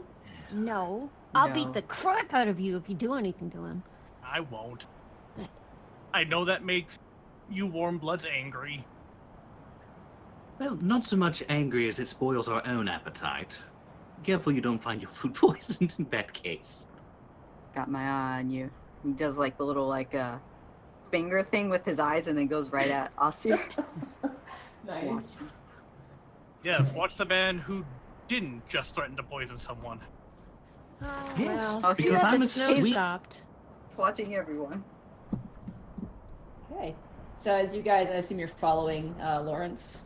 Yes. Yep. Okay. He's leaving a very clear path in the snow as he's waddling through. He's kind of like pushing some ice and stuff out of his way. The mountain itself kind of curls around and kind of even leans forward, but at the peak, as you stare up, you see a tiny like structure at the top. It appears to be the sun is like running through the facets of it, and it's almost like glowing like a beacon in a way. And it's made out of that similar sort of pinkish bluish ice. And Lawrence points a flipper and he goes, "That's where the Fae lives. Their name is Sarendaru. That's their name. Senindaru? Sarendaru. I will write that down for you guys. Seven Dagu? Sarendaru. 7 dogs! Heck yeah! Sarendaru. Right there for you guys. Oh, it's one word. Okay. Okay. Yeah. Sarendaru. Long shot. Does that mean anything in Elvish? Does anybody know Sylvan? I do. You do? You know Sylvan? Yep. Nice. Sarendaru basically means ice serpent. That's what the name Great. directly translates to, is ice serpent. Ice serpent, huh? Maybe a distant Someone relative has of mine. to go. Maybe he'll get along with you, Aussir. Yeah, you're cold-blooded, right? Cold-blooded doesn't necessarily mean I like the cold. It hurts. Plus, he's not made of ice. Have you met him? Sarendaru? Yeah. Yeah, I have. I mean, we take offerings up to them. What's he like? Well, it's a she, first of all. Okay. Well, Did you What? just assume? Ooh. Yeah. What do you Jail. think she's? What do you think she's like? She's entitled Entitled. and selfish. Sounds like Okay. someone's. Sounds like a great butt to kick. And you watch as Lawrence like walks up to the mountain now, where you guys kind of have to start climbing up, and he like climbs up a piece of ice and like pulls half of his body, and his flippers like kick, and he just eventually brings himself up to the first part. As you guys kind of continue your way up the mountain, eventually you reach a part where there's kind of a pathway of ice, and a huge chunk of it is missing, about 30 feet across. Are we gonna do another game of throw the? Snowflower looks right at. Much as I love a good game of Lob the Gnome, I don't trust myself to get him across 30 feet. Everyone turns and looks at Valcenien, the gnome, who is currently looking at his paper like, yes, and then if I get the right material, I could probably build... You look up Valcenien and everyone's looking down at you. What are you looking at me for? Oh no. Snowflower grabs him. I heard you like and birds. stands back up. Really? We're doing this Wait, again? wait. Oh, I hope you well. learned how to fly. Lawrence, your rope. Oh yeah, that's probably we should give him yeah. that, and he hands you the rope. And an ice pick as well. 'cause he's- You're part of this too? I Tie realized around you made Valcenien. Tied around Don't- Valcenien's waist. I need to realized- kill that Fae, I'm sorry. I realized I made a jab at your family, but isn't this just a bit much? It's Snowflower, fine. want to double team this one? You'll be great. You'll be fine. I have a good throwing arm. You know, the first time you threw me, I hit a wall. Well, It was worked. funny. Shows I could throw. It's All right, okay. it's fair. Here, Lawrence grabs the rope and hands it to you, Aussir, and he goes, "If you fall, we just hold the rope, and you'll just swing a little, and we'll pull you back up and try again, right?" I will swing and smash my face into another wall. Lovely. Let's do it. No, T-pose. you and I together. All right, I will say Aussir and Snowflower, you can help each other. Who's throwing the gnome? Snowflower. Okay, who's and then got the higher us- strength between the two of us. He has like 14 strength, so like 2 for modifier. 18. Oh, okay. You should do it then. Okay, but you're gonna help him, correct? Yes. Okay, so you have it with advantage because Snowflower is currently helping you. All right, strength check. Yep. And All right. 19. Yeah. Valcenien, you are thrown by the Lizardfolk man. And like you do like a front flip, and as you're flipping down, you see them all staring at you, and you like hold you're holding the ice pick with the pick facing out. And you're like, oh god, and then you hear a chunk, and you open your eyes, and you are on the other side, and the ice pick is a good like 10 inches in the ice, with the rope taut on the other side. I Clap, knew clap. you could do it. Congratulations! You didn't kill me! Why would you doubt us? Didn't You're kill you better the at this last than time. you thought. Who knew? Now, what can I secure this rope to? I'm assuming the ice pick. It is very secure, the ice pick and the ice. So, and there's actually like That a loop, or, there's like a like- hole as well, so that you can actually like tie it into. Valcenien will do so. Okay. With your nimble hands, you tie a really, really strong knot. Sailor's knot, right? Those are the best kind. All right, I'll go across first. Round for Athletics volley? athletics check. Okay, that's easy enough. You grab onto the rope and you just kind of like go upside down like a sloth. You just climb underneath. You feel a rush of wind kick up your feathers, and eventually you make it to the other side and just pull yourself up, and you stand next to Valcenien. Hey, little buddy. Lawrence, Hello. you're next. Thank you. I was gonna ask to go next, and Lawrence gets on the rope. I will roll an athletics check for Lawrence. That's a Sounds like you're- natural 20. Lawrence, Oh. Lawrence just like runs across the rope like it's a tightrope with his He's little. done this ninja. before. He's Like- done this before. He waddles across and he jumps and does like a front flip and lands next to you, Valcenien. Oh, All right. thank you. Okay, that You're was welcome. actually impressive. I like you. Time All to right, follow it up, so- boys. Snow, you may be bigger, but I'm stronger. You're next. Hmm. Let's hope it doesn't turn out the same way the banister did. For poor Snow Aussir. looks down. How deep is the The drop. Yeah. what is the- it, a cavern the- or some shit? The distance across is like about 30 feet. The fall is about 30 feet as well. It's a decent Oh. drop, maybe 30 feet to 40. You're not sure. The snow kind of makes it hard to gauge. All right. Hmm. There might be spikes under the snow too. Shards of ice, yeah. Sweats a little. Hmm. He'll take his chances and use the rope. Okay. Athletics. That's athletics. Okay. 14 as well. Yeah. You nervously grab onto the rope and you do the same thing. You do the sloth thing and you take your time. There's gusts of wind that kind of rock you back and forth. And poor Aussir, you're kind of holding the rope in place. Eventually you make it to the other side and you just easily pull yourself up. The ice you guys are standing on does creak a little bit with all the extra weight. I'm gonna move back. I'm just Yeah, gonna Lawrence immediately like backs up. He's like, oh, we should probably move back. Valcenien does so as well. Snowflower will stay by the edge so he can like maybe grab Aussir just in case. All right. Oh, goodbye, friends. I'm actually going to undo the rope on this side so that we can take it back with us.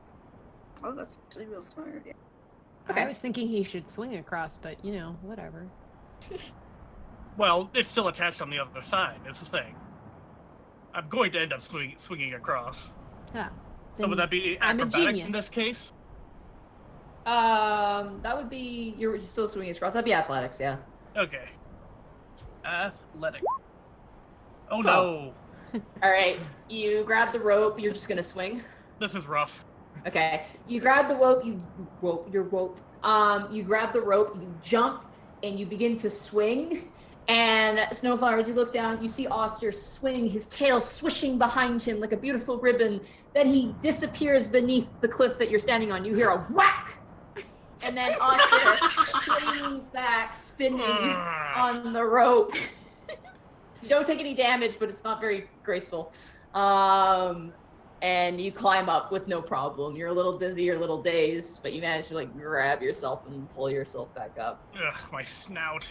That was really funny. Valcenien's sitting on the Uh-huh. ground laughing at this point. The Uh-huh. little gnome is just cackling madly.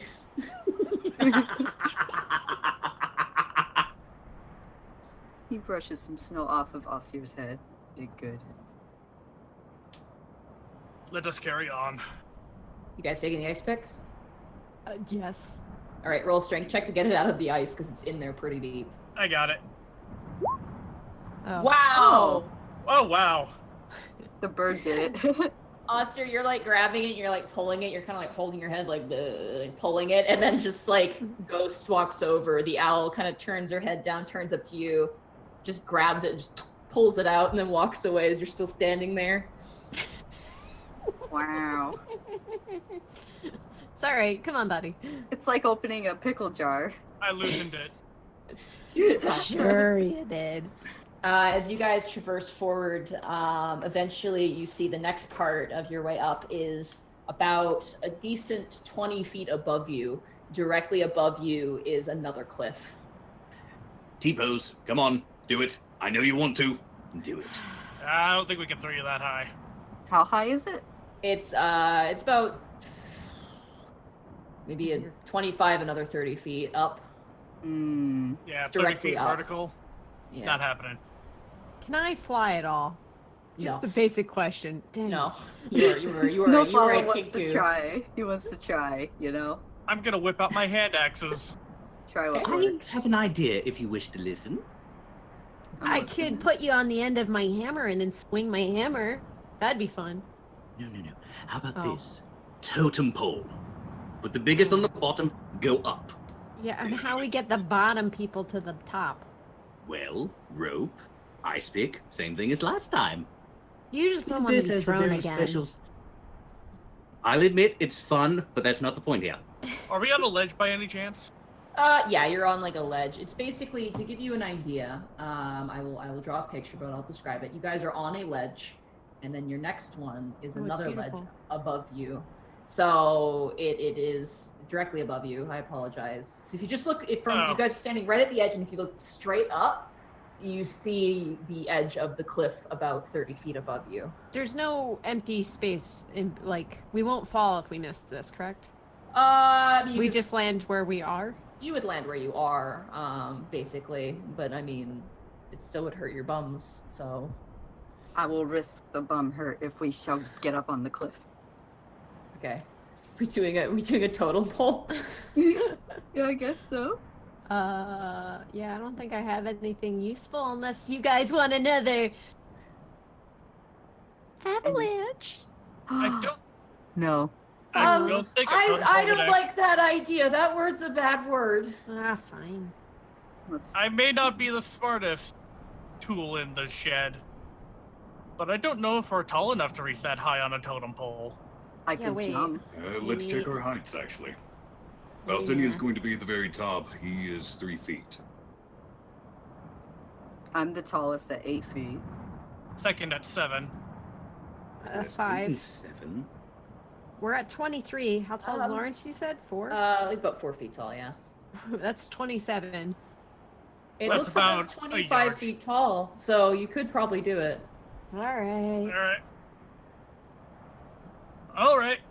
Acrobatics time. Oh, Let's boy. start with strength for Snowflower, because I'm assuming he's going to be at the bottom.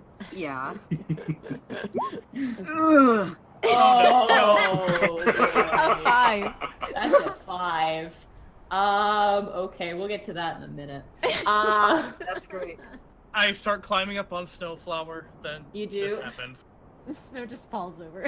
You stand on Snowflower's shoulders. Eventually, I'm assuming, Ghost, you step on top of Aussir's shoulders. Yeah.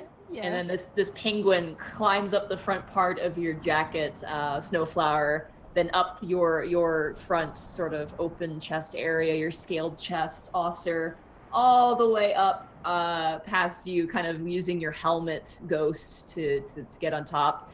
Mm. And then he stands, his feet kind of like sandwiching your helmet to keep in place. You guys are kind of like swaying a little bit, and I will say, for the sake of this, Snowflower, you do take a little bit of damage as your back kind of makes a little bit of a snapping noise. Oh, God. You take Oh, 2 no. points of damage as you're your back, and you're like, Oh, my back. Oh. Oh, God, that hurt. I want Valcenien, I want you to do an acrobatics check here to climb up, and then we'll do a second check here to get you potentially on that ledge. I will say this. I'm very glad we had a long rest, because I feel like I might need the Tides of Chaos. Okay. Wouldn't have mattered. That was good. You managed to climb up. You actually end up like kicking. You end up kicking Aussir in the eye as on your way up. Can't be sorry. Can't be sorry. You look just like the snow. I couldn't see you. And as you climb up, you use poor Ghost's beak as a foothold. It's not even that big. I swear I'm going to eat him. And eventually you do make it to the top. I need you to roll another acrobatics check to jump to the cliff. Great. I will use Tides of Chaos in this one. That one actually you pass. Never mind. You don't pass gracefully, but you do manage to pass. You kind of like your guys' totem pole sways back and then sways forward. You kind of like time it like a Crash Bandicoot kind of puzzle. Where you're like, all right, back and forth and now, and you jump and you land. You kind of turn your ankle a bit. You kind of do a front roll, but you did it. You're there. And at this point, I will say, Snowflower, you can't handle it anymore, and you collapse, and the entire totem pole just crashes to the ground. Valcenien will look over the ledge and try not to giggle. I'm gonna throw you again next time. I hated this idea. Question, did anyone actually give Valcenien the rope? Nope. I hated this idea. Next time I'm throwing you. I'm so sorry. I don't I'm know what came over mad. me. I'm gonna take wait. the rope and I'm gonna hurl it up the 25. I got a better idea. I'm Go. tying it to one of my hand axes and lobbing the hand axe at him. Okay. I have an explorer's pack. I have rope. Okay. No, we want to Yeah, I throw do things too. at you. No, Aussir, roll to hit with your hand axe. We'll just do that. Okay. No, I have a crossbow, correct? Valcenien, you're kind of like, what a bunch of idiots. And then you hear a as an axe lands right next to you, almost hitting you in your thigh. And it's part of the ice now. It's a good, like, 4 or 5 inches deep in the ice. It's a little bit of... Okay then. And there is rope attached. So for all you guys who are down below, if you all want to roll athletics checks again for me, I will roll for Lawrence. I got a 15. 14. Okay. Snowflower. It's Like, graceful. I mean, he just wants to lay there for a second and then he got better. That's a little Valcenien's going to move back away from the edge so everyone can get up. Okay. I assume you guys go one by one. And then Snowflower, I want you to actually roll a dexterity saving throw real fast for me. Alright. Okay, 3. As you turn down, poor Lawrence is climbing the rope and he loses his footing and he falls and crashes to the ground. He takes 2 points of falling damage and you hear like a little squawk down below. Oh, ow. You reach down to grab him. He's not dead. He's fine. He kind of rubs his penguin butt and then grabs the rope and he's gonna try again. He failed. So. Oh.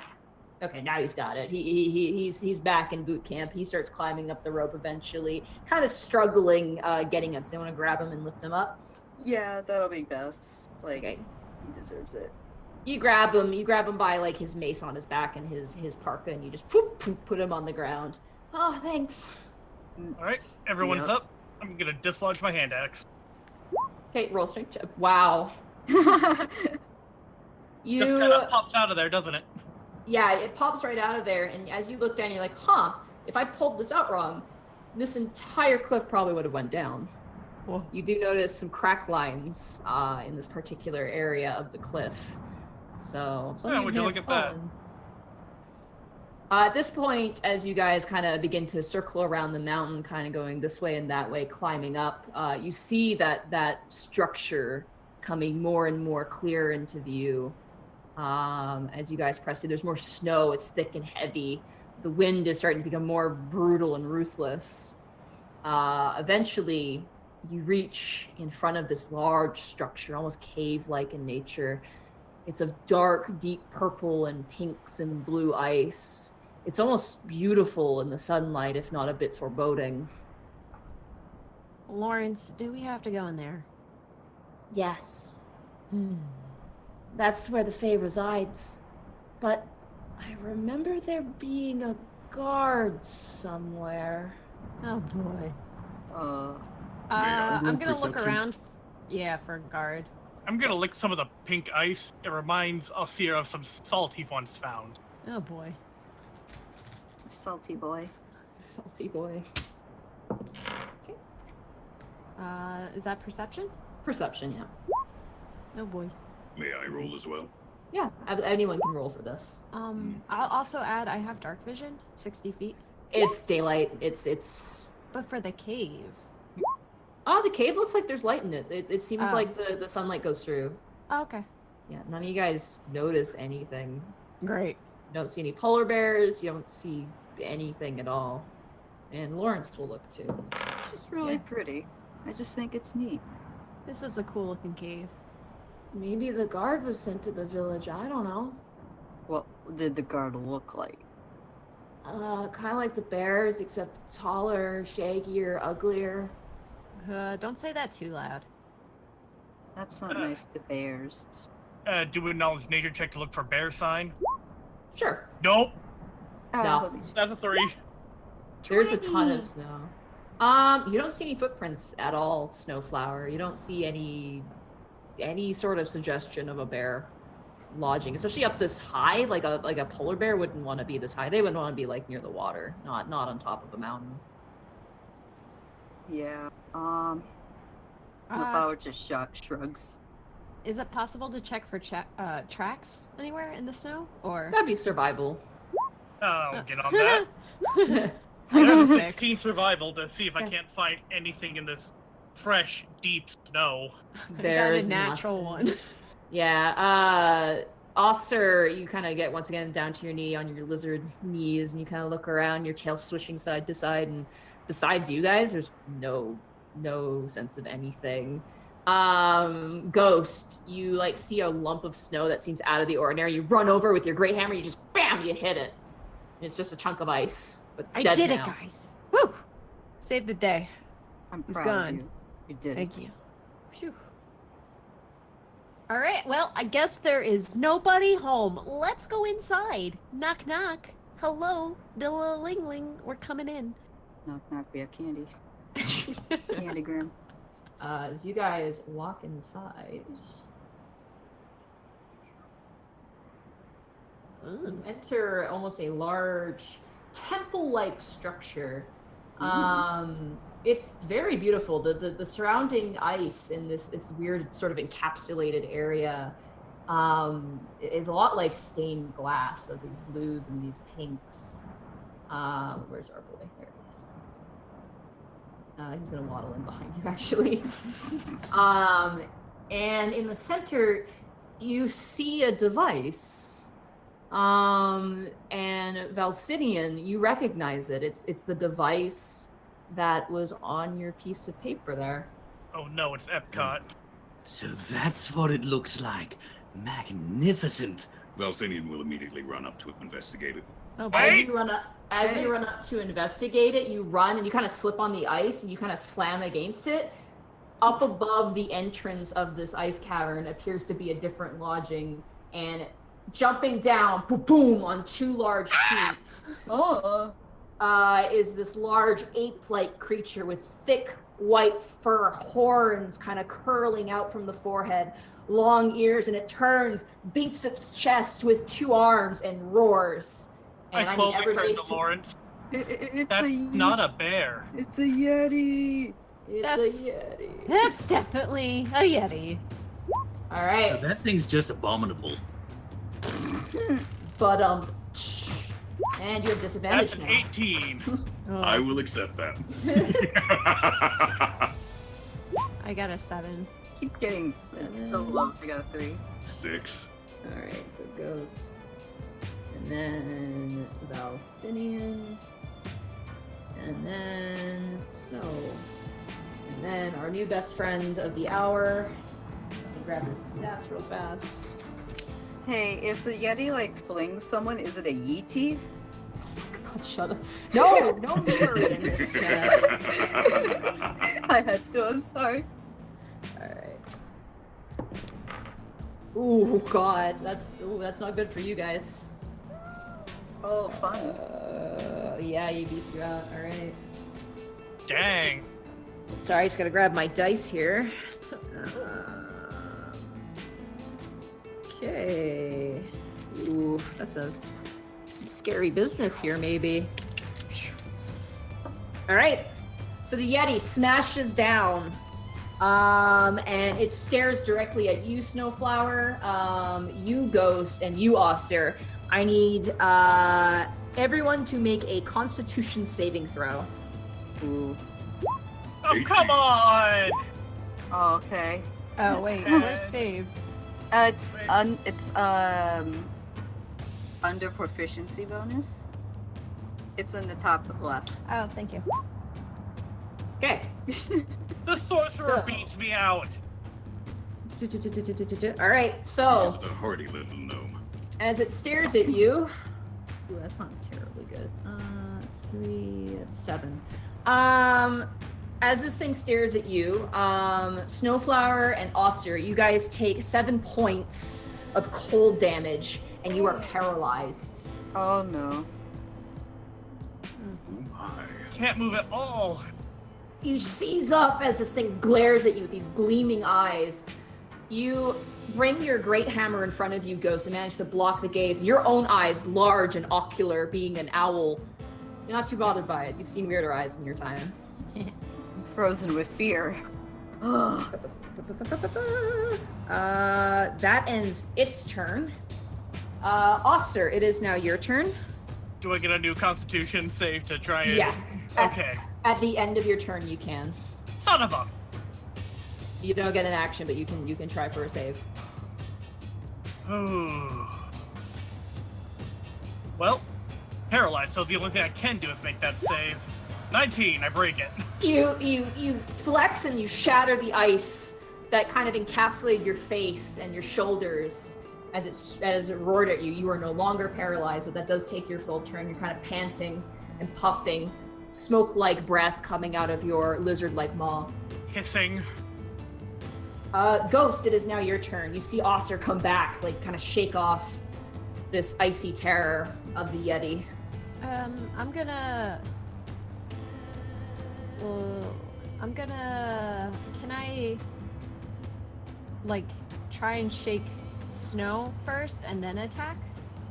You could give it advantage if you want to use your action to give Snow advantage to break the paralysis. Yeah, I'm gonna do that. Okay, so that takes your help action. You have a bonus action? I want to do inflict wounds, but I don't. That's an know. action. Yeah. Yeah. Alright. Help Snow or attack? I'm gonna attack. Sorry, Snow. It's okay, I understand. I'm gonna do inflict wounds. Okay, that's a touch attack. That absolutely hits. So just click the thing there, the inflict wounds on the chat bar. Yeah. Wow. Okay. Ooh. Jeez, that's 21 points to hit, and then 21 points of damage. At level You got 3, a inflict of 10. 3d10? Yeah, it Yeah. does. It's a very this was strong. level 1, but okay. You kind of decide, like, do I help Snow? What do I do? You thrust back your talon and you just shove it through the shaggy fur of the Yeti. Eventually, you touch a soft, you assume skin, and you let loose the spell, and it shocks the entire Yeti. You see black, corrosive, necrotic energy run up its fur, almost like smoke, almost like it got electrocuted. And it seizes and grabs its chest. It definitely got hurt by that. Holy Hannah, that was a lot of damage. I'm glad I did that. Hope it buys you some time, Snow.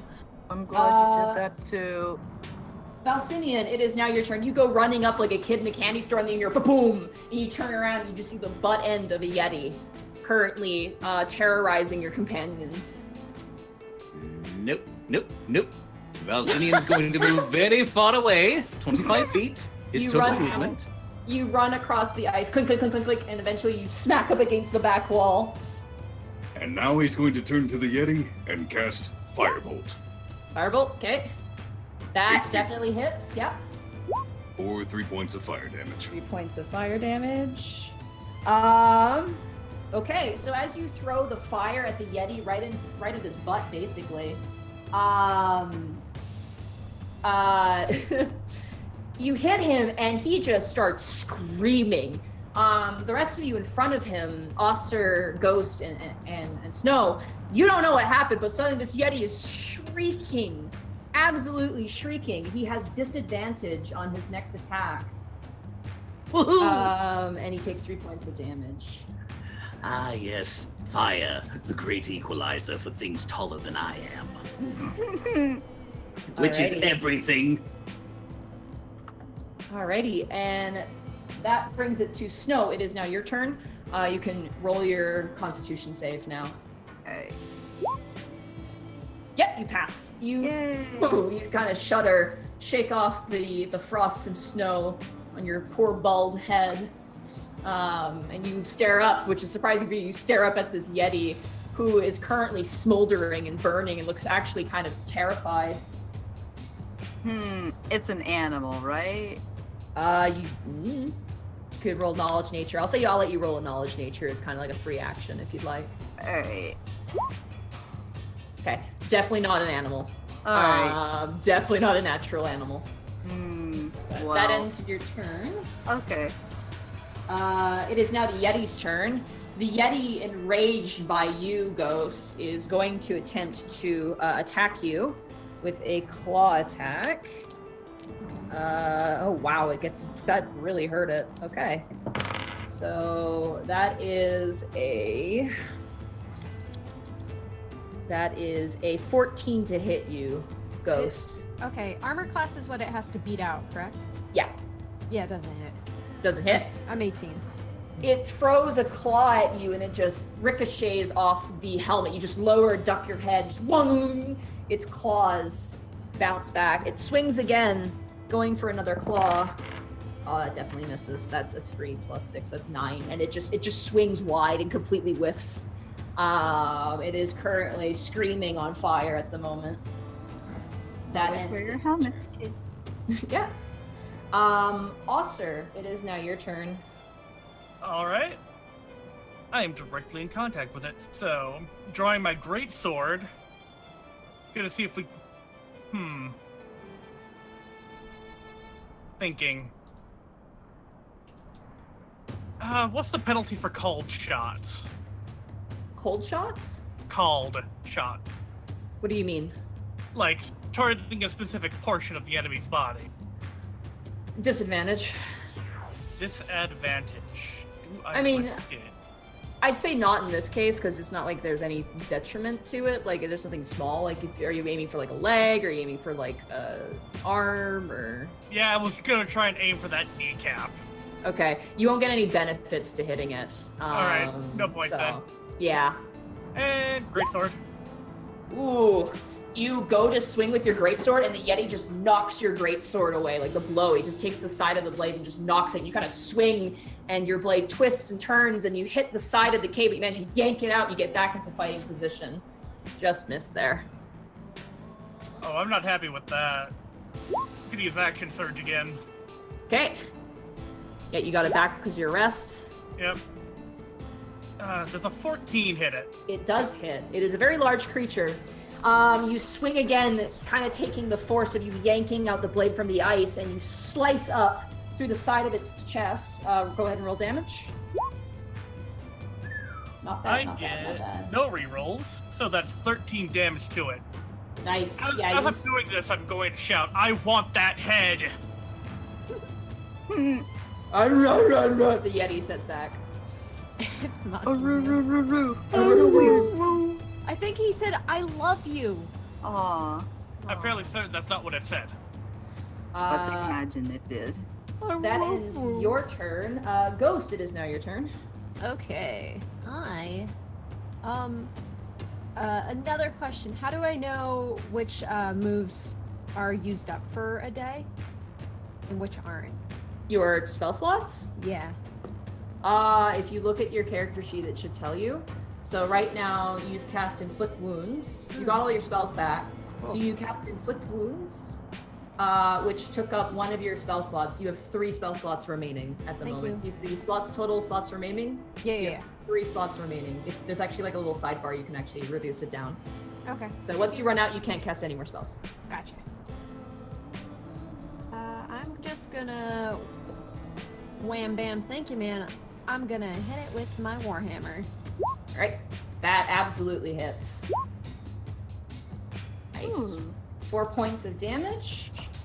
You bring it down. The yeti actually reaches out and grabs Snowflower, and you're like, nope. You take your warhammer and you just bash its hands. And it lets out a cry as its tangled, mangled, crushed fingers rear back and starts screaming. It's still on fire. It's having a very bad day. Yeti's no good fun bad day. I'm gonna end my turn after that. Okay, Snow, it is now your turn. Alright, he's gonna just be an absolute ass and bring out his flame blade. Blade Oh flame. god. So bad for him. That'll do it. Takes your bonus action to summon it, and a 19 does hit. Alright. Yeah. Oh. You watch as the Goliath Snowflower steps up, and with one slice of the blade, cleaves the Yeti right in half. And the Yeti grabs at itself as it just slumps over down. And with its final breath, I want Valcenien to roll a perception check for me. 17. Okay, you hear in Sylvan, the Yeti looks up to that thing in the middle and goes, Sarandar, I try. As he passes on. Jeez, what a baby. That was easy. Anyway. And What's here that comes orb? the great sword guillotine. You're gonna take the Yeti's Valcenien head. will walk back over Yep. towards the group and mention that I think the Fae may know we're coming at this point. He just called out to her and said he tried. Didn't Doesn't try change hard the fact enough. he died. Survival check for the head, Okay. Aussir. Damn it! It's a big head. You might have to come back for it. You try a few swings, you're like, like with your greatsword, but it's just like, it's like getting caught. You have to recut in areas. It's not clean. It's just so big, and it's getting caught on like the hair, like your blade's getting stopped by the hair. Can I help him out? Sure. Hey. Okay. I rolled a 17, by the way. Ghost comes over and gathers up the Yeti hair in her talons and pulls it back. And you swing and you manage to chop it off. It's very heavy though. Like this is a huge item. I'm You not would be helping you over in- carry it, though. Good luck. Yeah, you'd be over encumbered if you take this object. what would I need to roll? Let the blood drain while we take care of business. What would I need Roll to roll between the blueprints and this device to figure out how to work it? investigation check. 16. Okay, you walk up to the device. There's actually like a few spots where you can actually walk up and like kind of look inside. You kind of take your elbow and you wipe off the glass on the outside, the frosted over glass. As you look inside, you see a tiny little kind of coiled up little fat snake, if there's any way to describe it. And it currently, its breath is rising and falling slowly. And it looks up to you and says in Sylvan, "You're not who I expected to come and try to kill me." And you are not who I expected to find up here. Although killing you, that's a bit of a jump. He will reply in Sylvan. And as you're talking to it, Lawrence like slap, walks in and goes, "Oh, what are you doing? Are you talking to it?" Yes, it's this lovely thing we call conversing. I know its language, so may as well speak to the godlike being, yes? Maybe not. Maybe we shouldn't. And as he says that, the little wormling inside goes, "I'm trying to use the last of my power to not die. Some terrible creature has stolen something from me." Wait, the creature stole something from you. "Yes, a key to my power. I encased them with ice in an attempt to stop them and sent bears after them." And at this point, Lawrence kind of walks up to you and shoves you over. I need you to roll a opposing strength check. Great. Good luck with that. I will use Tides of Chaos. for Okay. advantage. 19. He got a 19 too as well. And he's got a Oh. +2 to strength. He shoves you over onto the ground and he holds up the mace that he's been carrying.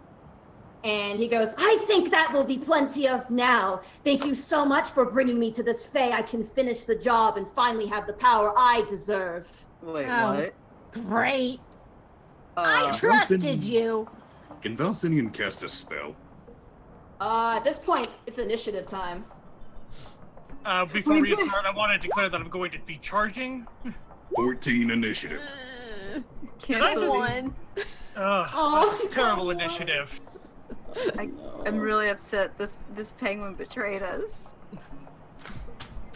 It's like I trip over the yeti. Ooh, Snowflower. Very good. Looks like me and Siggy have swapped initiative positions this time. God, this guy's getting really good rolls. All right. Penguin, they get great rolls. Okay. And then that is. I'm too distracted by yelling at him. I'm gonna kick your little waddly butt. I don't know what's going on, but it seems bad because no one explained anything, I think. Valcenien will call out, This little penguin bastard stole the Fae's power. He's used us to kill it. Thank you for clarification. Now I'm really angry now. I'm rather perturbed right now. I'm Yeah. sorry, but I must kill you. All right. Cracks his knuckles. At the top of the round, I have the wrong music, I think. I mean, I like this music. It's It's pretty rad. zen. It's not my boss music. There it is. Oh. Now we're gonna jazz it up here. Yeah, we're gonna I jazz it am up now. so glad I saved all of my spell slots and sorcery points for this. All right. I'm going to eviscerate him. Snowflower, it is now your turn. You're at the top of the round here. I will move the Yeti out of the way so we don't have to worry about him. Actually, no, we're gonna leave him. He's difficult terrain. Yeah. Alright, Snow will be right here, and he's like, you have forced my hand. And he takes out his plunger. You pull out the Plunger of Wonder. All right. Oh my god.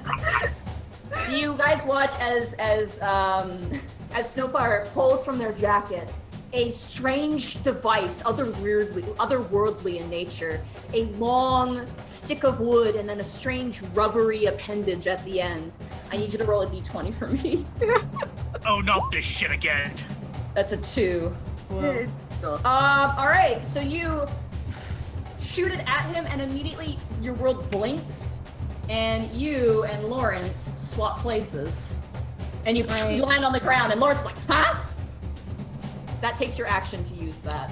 Oh, now okay. I'm really gonna kick your butt. Let me see if I have any bonus actions real fast. Can I make the plunger, like, stronger with the shillelagh thingy? You could use it as an improvised weapon if you'd like. I would love to do the shillelagh. You're not in front of him though. You swap places with him. So Oh, but I you want to. can't- Oh, can I like just make it stronger and the next time I get to him, it's like that, or do I have to actually wait? Bonus act. Yeah, you have to wait. So you've empowered your weapon at this point. Okay, all right. I'll just hit him next time. All right, let's go. It is now his turn, Uh-oh. and he is gonna take. He rises up that mace, which now you realize isn't so much a mace as it is a scepter. He is going to cast. I think he's gonna want to cast that. Yeah, he's gonna cast Misty Step as a bonus action, and poof, reappears over here, and he takes the scepter, pointing face down, and he cracks it into the ice. And as he does, 2 other forms of himself pop out from the ground, also wielding scepters. I knew he was a ninja. No one gets across rope like that. It's so cool. Shell I- game. I also forgot to go Obewa Moshinu. Anyway, keep going. Fair enough. That ends his Oh my turn. God. That brings us to Valentis. Also, can you guys still hear the music? It's glitching on my end, so. I Yes. can hear it. Yeah. Okay, perfect. As long as Kirk can hear it, that's what matters. So Valentis, it is now your turn. You currently have an icicle penguin currently waving a similar scepter in its hand. So it's my turn. Yeah, it's your turn. Alrighty. I'm going to do something I didn't even do last time. Quicken spell. I'm turning Alright. one action to a bonus action, and I'm going to cast Magic Missile solely at Our little friend here in the middle. Little friend there in the middle. All right. You spin the magic in your hand and you cast it at him as the magic missile smacks him against his blubbery face. Takes 8 points of damage. That brings him down to that much. All right, he That gets was also hit. a level 1 spell. Nice. Okay. Oh, right, I have to... Okay, you're good. Yeah. For a second, But I got that's not scared. all. Since that was my bonus action, I'm going to cast it again as a regular action, this time at level 2. Ooh, 16 points of damage. I will roll here. Okay, you're good. 16 points of damage. Holy crap. That brings- Valcenien is not happy with Penguin Boy. You guys just watch as Lawrence poofs on the other side, kind of has this big, wide, sort of mischievous grin on his face, like he's reveling in this. You watch this just from Valcenien, just a barrage of missiles just comes out, and the penguin's just staggering, like kind of dizzy. You definitely done some damage to him. Pew pew pew pew pew. Needs more Daka. I end my turn. Okay, Aussir, it's now your turn. Alright, real quick here. No, not that funny. How do I judge distance? It's a sidebar, there's like a ruler. There So it from is. you, 25, 30, 25. You do have to walk around this object in the center, though. It is So I can reach either of the icicle clones in one move, but I can't reach him. Yeah. Well, that's okay. I was gonna go for the icicle clone here. Okay. And while I'm doing that, I'm swapping the greatsword for them all. Can't cut ice. And that's a 23. That absolutely hits. All right. 13 13 damage from the ice sculpture.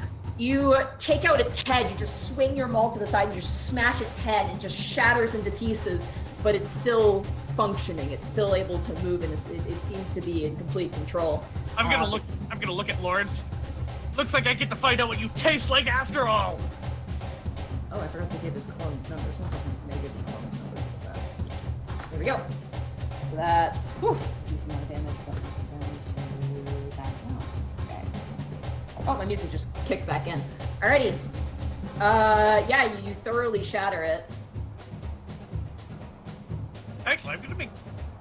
Can I do that? Use that bonus action to shout that and intimidate him, or is that just a straight action? I'd say that would be an action. Okay. I'd also say at this point he's on a power trip. That would be with disadvantage. He's not scared. He is currently feels like he's in complete control at the moment. So Yeah, not worth it. yeah. Alrighty, that brings it to Ghost. It is now your turn. Okay, I'm gonna run up. Oop. Wrong thing. I'm gonna run up. I'm gonna go here, and I'm Okay. gonna cast Shatter, Okay. which Ooh. Ooh, yeah. you got 2 8s. yeah. Nice. Let me just quickly double read Shatter real super fast. How do I can probably. No, Oh, I you're got doing it. it for me. I'm okay. doing it for you, yeah. Thank you. 10-foot radius sphere centered on that point. So you have a 10-foot sphere. I measured. It's So only you're gonna gonna hit the 2 clones with 2 clones? Okay. above me. Yeah, Well, one is Lawrence himself, so that's still a decent chunk of damage there. that's what I meant. But they have to roll Constitution checks. Let me grab Lawrence's Constitution here. Jesus Christ, that's a natural 20 for him. He'll still take half damage. The clone definitely fails. So the clone takes full 18 points of damage, which brings it to that much health. And then Lawrence takes half, which is still 9 points, nothing to sneeze at. And the orb nearby also takes damage. It shatters. And the vulnerable Fey wormling inside it staggers to breathe a bit. Trying not to be a rules lawyer or anything, but being made of ice, wouldn't the clone take extra damage from shatter? Not these ones, no. Okay. They're like that They're ice from before, I guess. yeah, they're made by ice. that same ice. All right. And So- I don't think I have really any good- Bonus action, not really. You Yeah. can move, but you've used your movement basically. So Yeah, that's it. Okay. Snowflower, it is now your turn. Oh, Your it's thing- my turn. You're a little dizzy from being swapped around a bit, but you're good to go. Your Plunger of Wonder has 2 more charges in it, by the way. Alrighty.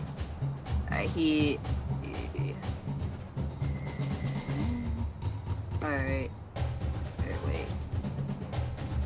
Is the orb gonna be like in the way if I move this way? No, you're good. Alright, I'm gonna move.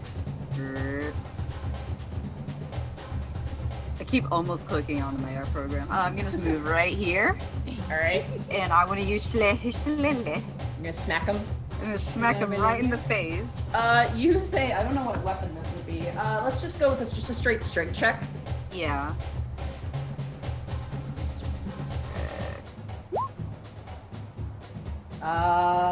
You don't hit him. Shillelagh allows Snowflower to use the spellcasting ability rather than strength when making a melee. Oh. attack. Oh, really? Oh yeah. Sorry, I forgot Let you. me do that again. So what's your spellcasting modifier? As a druid, it would be a wisdom. Wisdom. Yeah, it's wisdom, and it's 16. Or do I have to do spell save DC? Your not your spell save DC. Let me take a look here. It is your 2 attack AC. Oh, So for that, it would be +5 instead. all right. So you rolled a 12 +5, and then yeah, that'll hit. Okay. And your weapon die becomes a D8. All right, D8. And you also add your wisdom modifier instead of your strength modifier to the damage. Okay. Wow, that's a lot. Okay. Yeah. Shillelagh's pretty crazy for low level. Okay, so 1d8 plus 3, right? Yeah. All right. All right, 6 Damn. points. You slap that penguin across the side of his face. You just backhand him with the plunger, yeah. With the plunger. There's a thwack noise as you do so. That ends your turn, I'm assuming. Yeah, I'll use the plunger next round, I promise. All right. So, to start off, Lawrence is going to use his staff to cast 2 spells.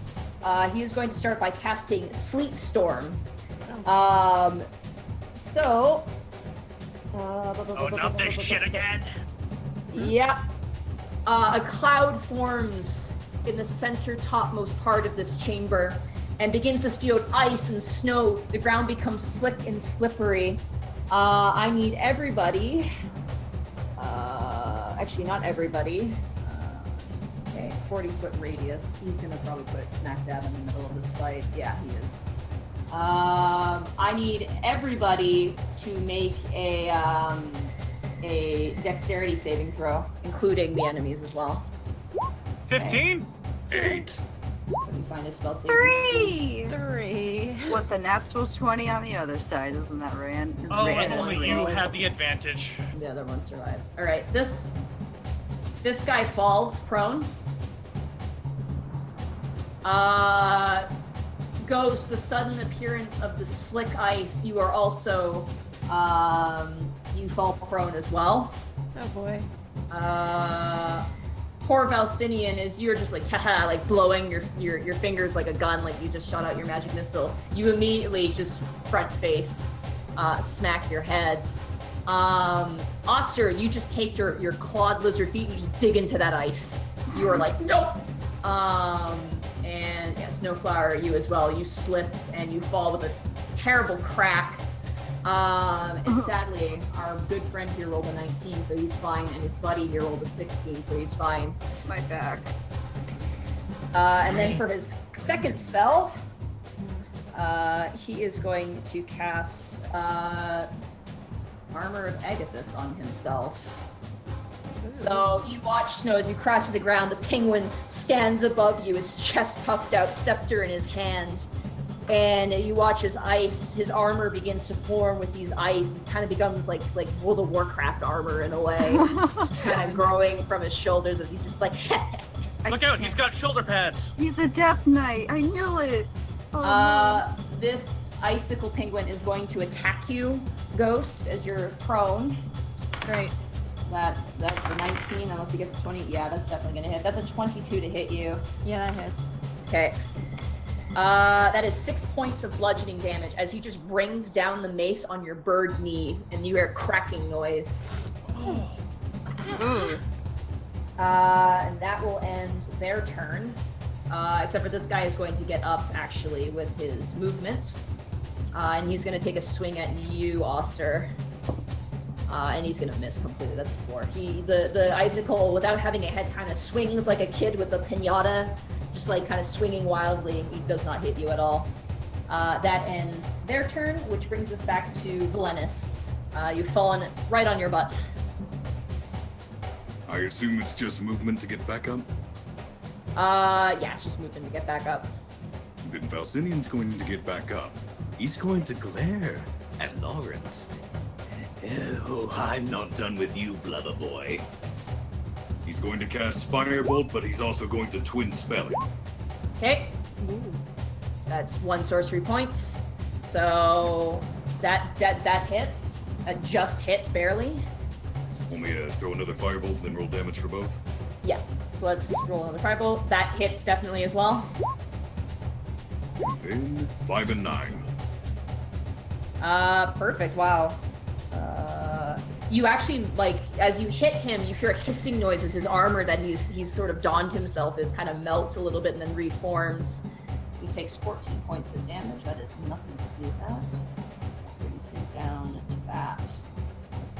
He kind of staggers and he yells to his minions. He goes, "Kill the Fae!" Like, points to them, and they both, the one with the head turns and the other one with the head, you assume, turns.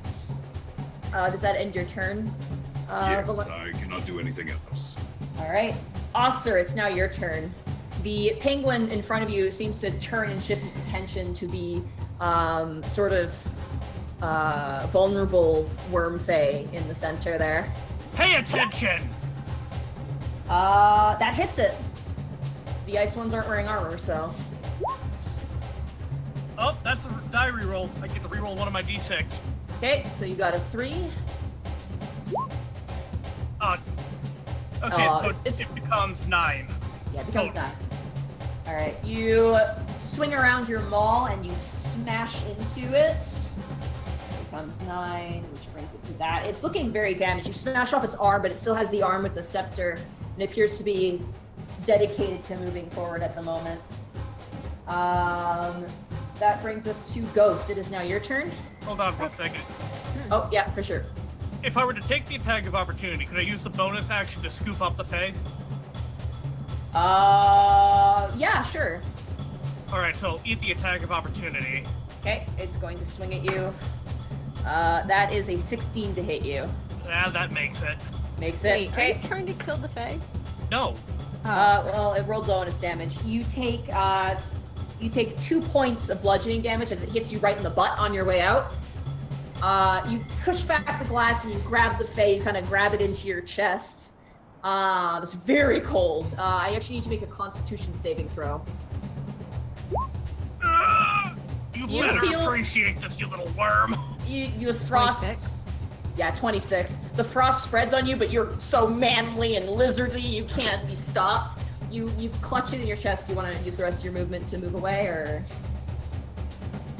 Yeah, let's see here. So that was 10 feet. So yeah. I could probably move to about here. All right, you move up next to the bleeding out yeti at the moment. That ends your turn. Ghost, it is now your turn. My one turn has to be, like, an action would be me getting up, correct? No, half your movement. So. Okay, so I can get up and attack, or? Yep, you can. Okay, I'm gonna do that. Okay. I'm gonna... I think this is something I can cast. I'm gonna do Wrath of the Storm. Okay. Click that for me. I know it's got, I think, a prerequisite for it. I think I clicked it in a chunk. There we go. Can you see it? Click the speech bubble. Yeah, click the Oh, speech bubble thank you. next to it. There we go. When a creature within 5 feet of you, you can see hits you with an attack, you can use your reaction to cause the creature to make a dexterity save. Oh, is it only a reaction? Yeah, so it's if they had hit you, you can use this. Okay, never mind. I'm not doing that. Sorry, I didn't read it completely. It's all good. My bad. Isn't I it will Wrath do of the something Storm what else. you used to cause that avalanche? No, it was No. it was shatter. It was Oh, shattered. yeah. Yeah. I yelled really loud and You went, ah! And then the snow was like, oh, I see. You said Alright. what about my mother? Mm-hmm. instead I will do guiding bolt to attack middle boy there. Gonna attack Lawrence. Yeah. All right, you do hit him. And I can cast it at different levels, correct? You can, but it looks like you cast it at the lowest level at the moment. I don't think you have access to the higher levels just yet for that one. Then I'll just leave it at 1. 16. Nice. Nice, that's a lot of damage. Yeah. And you now all have advantage to hit him as well. Omae wa moshindu. So he has got advantage on him. That is a lot of damage. Lawrence is definitely looking a bit beat up at this point. And he's just screaming, "Go, Minions! Kill the Fae! What are you doing?" Like he's shouting at them. Snowflower, it is now your turn. You hurt your back even more. I can't say anything since it's not my turn, correct? Like No. call out something. It's Understood.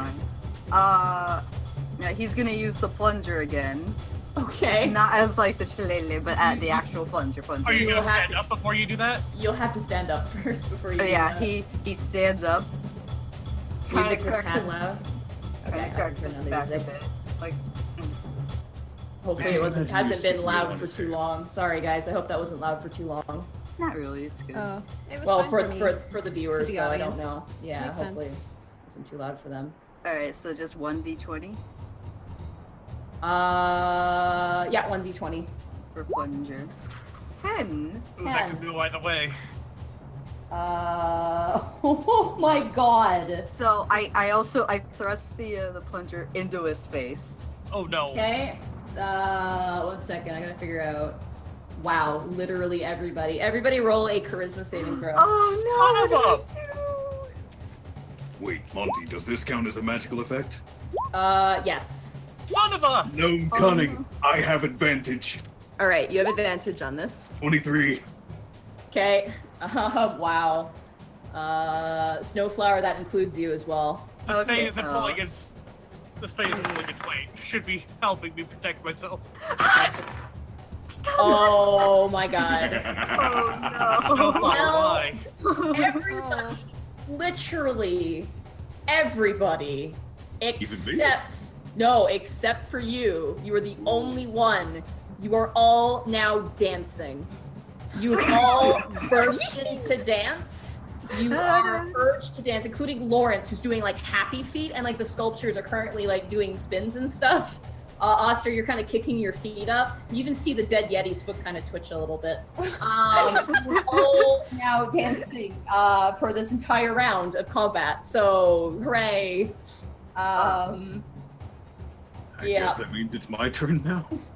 I think so. Yeah, he Yeah, Snowflower's Lawrence not good at is turn. dancing, by the way. He's But he's does it- doing dad dances. Should like do the snappy finger dance. Yeah. Because yeah, that actually brings us to Lawrence, who his dance ends for him, which means sadly Guiding Bolt stops working, and all of sorry. his minions, It's okay. all of his minions stop. That brings us to Valenus. It brings you back to you as Lawrence is like, "What was that?" Dance I to didn't your know. grave, little shit. But it amused me greatly. But you know what would amuse me even more? You dying. Magic missile all on Lawrence again. All right. How Now, many, I have a dying question. Deep points. how many sorcery points do you have left? Because you've used quite a few. Sorcery points are separate from my spell slots. Yeah. My sorcery points are all gone, but casting at a higher Okay. level just Right, like right, a no. spell You're- slot, correct? Yeah. No. Just a spell Would slot. I be able to cast that at level 2 with one level 2 spell slot remaining? Yep. Absolutely. Then I'm going to smash his stupid little beacon. Oh boy. More magic missiles. Oh. And you do so quite successfully. You turn your hand, and as he's like, he stops dancing, he's like, and he looks up to you. You just fire a barrage of missiles at him, and this penguin blasts up against, it's melee damage. The magic missile blasts into this penguin right in his chest, and he smacks up against the wall and falls down face first onto the ground. And Valcenien will call out. Grab the scepter. And as you do that, all of these sculptures shatter in place and stumble onto the ground. Is Are it we dead? still dancing? Wait, is he dead? He's got an You're X all on him. you're all dancing, and then you stop, and then you're fine.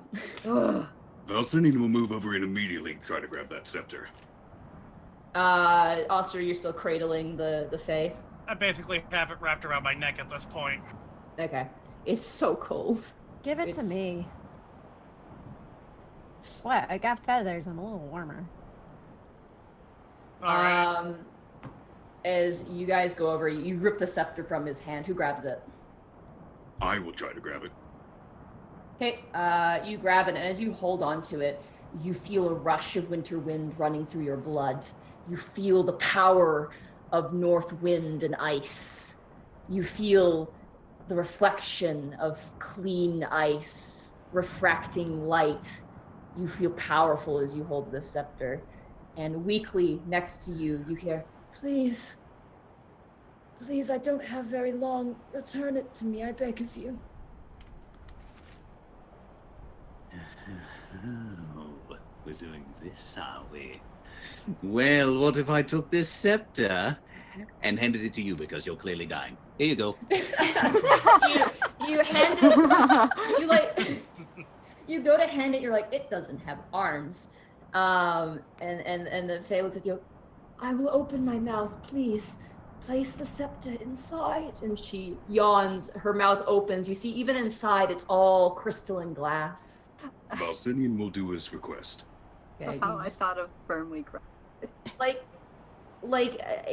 Weirdly enough, like a sword going into a sheath, it just goes in all the way up, and you let go. And Aussir, the creature in front of you, begins to like shake and move. You get the sense you probably shouldn't be holding onto it for very much longer. Yep. Down on the ground. All right, you place the Fae onto the ground, and the structure around you begins to shake and tremble and shift, and like pieces of ice are crashing down. Lawrence's body gets crushed under a piece of ice. No, I wanted to eat that. The entryway now is starting to cave in as the structure is about to fall, and you get the sense if you stick around much longer, well, you're not going to stick around much longer. Snowflower, Guys, help me we with gotta that get yeti out head. of here.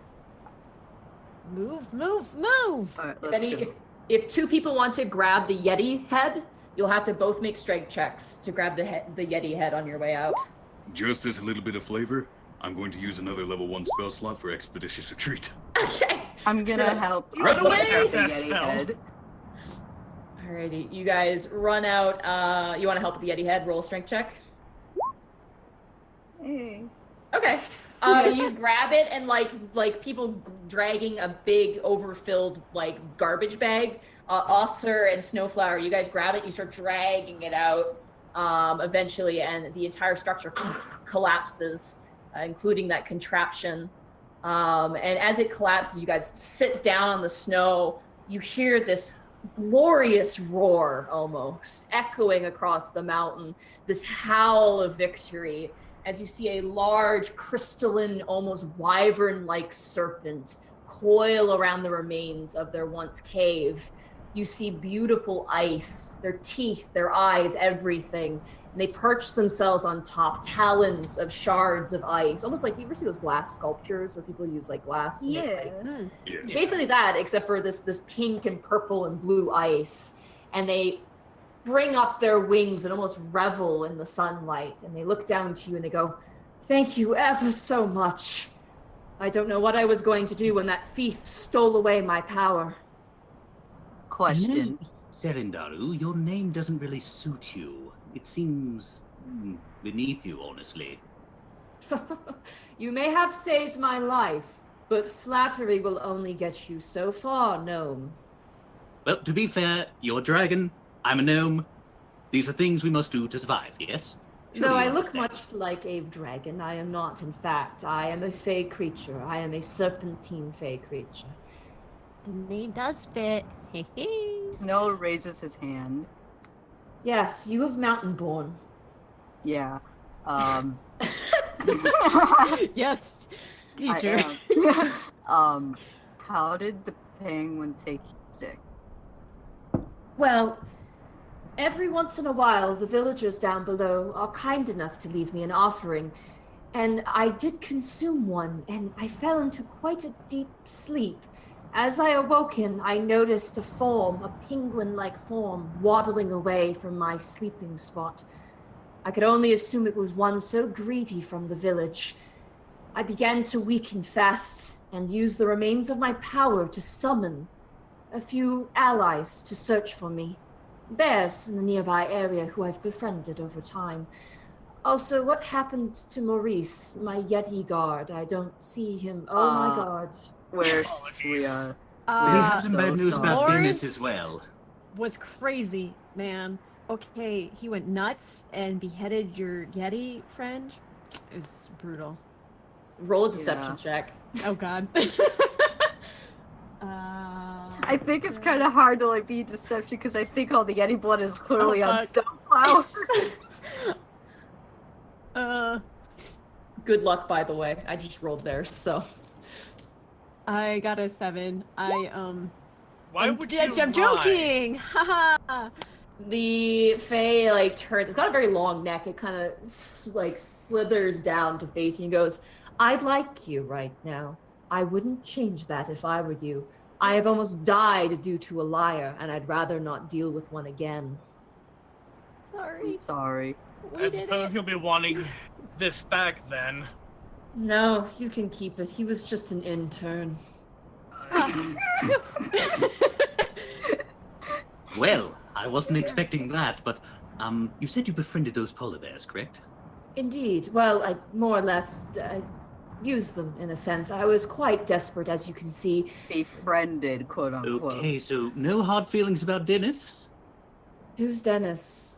Exactly. Let's go with that. Woohoo. Very well. I do feel a corruption coming from the village. It appears that the one who stole away my power may have used it to harm others. I will reverse this effect with what strength I've regained. I ask only for a safe passage for you down the mountain. And she basically, like, with one wave of the wing, creates kind of like a slide of snow and ice for you that kind of goes, goes all the way down. Oh, great. I wish I had something to reward you with, but I suppose this will have to do. I don't suppose there's anything left of that corpse, is there? What? The Yeti head's nice. No, not the Yeti corpse. Let's see what she can- No, he's talking Yes. about the penguin. Oh yeah, she grabs it. The head disappears into the rubble and kind of like some ice chunks fall, and then eventually in her maw she has this bashed up, beaten penguin dick guy asshole. He sucked. And she just spits it out and just thunk, thunk, thunk, thunk, lands in front of your feet. Could make a Ew. stew out of that. I can't believe you want to eat him. He looked Christ. tasty before. I'm sure he's perfectly fine. That's gross. Just a little flat. You nasty. Mind Little you, don't flat. He got absorb his. crushed. Yeah, he's got straight up just destroyed. I thank you for your aid for me. There are much corruption in the Northlands now. It helps to be vigilant. No problem. Probably gonna be here for a What? while. One final question, Serendaru, if I may. Yes, one of short stature but great bravery. Now, you know this area very well, I assume, which, probably a stupid question. Were you Maybe. aware of that enchanted mansion that was causing a massive blizzard around this area? I am aware of the mansion of Lady Corrine. It was one such corrupted area. I kept my distance and warned the other villagers to do so as well. Well, you won't have to worry about it anymore because we kissed that ghost and then killed him. The mansion is no more. And I stole his plunger. I think I've been inside for far too long, and I think I'd like to go back inside. The world is far more bigger than I remember. What the hell is a plunge? She just shakes her head like, He "What?" actually hasn't held up the show. It's this. I don't know Plunger what of that truth. is. I don't know what it does, but when you like put it on the ground and then put it back up, something happens and it's kind of cool. Well, I I've tied see. by this point. I've tied the Yeti head to my back, and I've got Lawrence's crushed, flattened corpse all rolled up and ready to go down the slide. Yeah, you can roll it up like a sleeping. You can roll it like a sleeping bag. In fact, you could probably slide down the hill with it. That's terrible. That sounds. You probably could. It's You know what? I'm elite gonna do it. I'm walking. gonna do it. He's I gonna am do going it. to do it. Okay. Can I ask something, Sindaru? Yes. You haven't, by chance, seen other snowy owl kenkus around this parts, have you? There was one that visited me many years ago. You, Oh. but older. But it was a long time before yours. All right, thank you. No Wasn't problem. him. He pets Ghost. It's okay. Yes, no pets Ghost. Right. Thanks, no. Farewell. Hey. And tell the village elder I don't need any offerings for a while. I'll be okay. And they fly off. They actually get into the air and they actually fly away.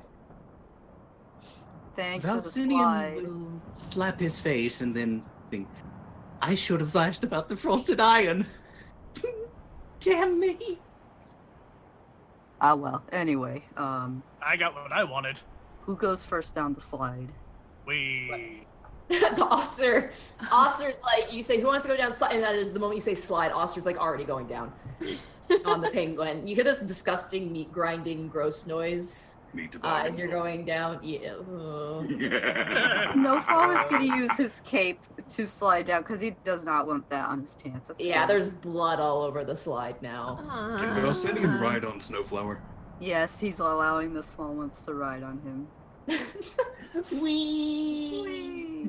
You guys slide down the mountain. It's actually crazy fun. At one point, you go into the mountain, you do like a loop-de-loop, and then you come out the other side. Eventually, you actually ride right into the middle of the village. You kind of jump, bounce, and then land face first. And as you guys land, you see now all those little penguin kenkus who are all frozen in ice are now shaking their heads, kind of confused, and looking towards you. And you see just kind of the door of the longhouse open as the elder Kenku steps out and goes, "Stand back! Stand back!" He steps forward to you and looks at you all, kind of leers his neck, like strains his neck up to look at you, Snowflower, and then strains his neck down to look at you, Valenus. "You must be the ones who have saved us." How do you know After that? a faction.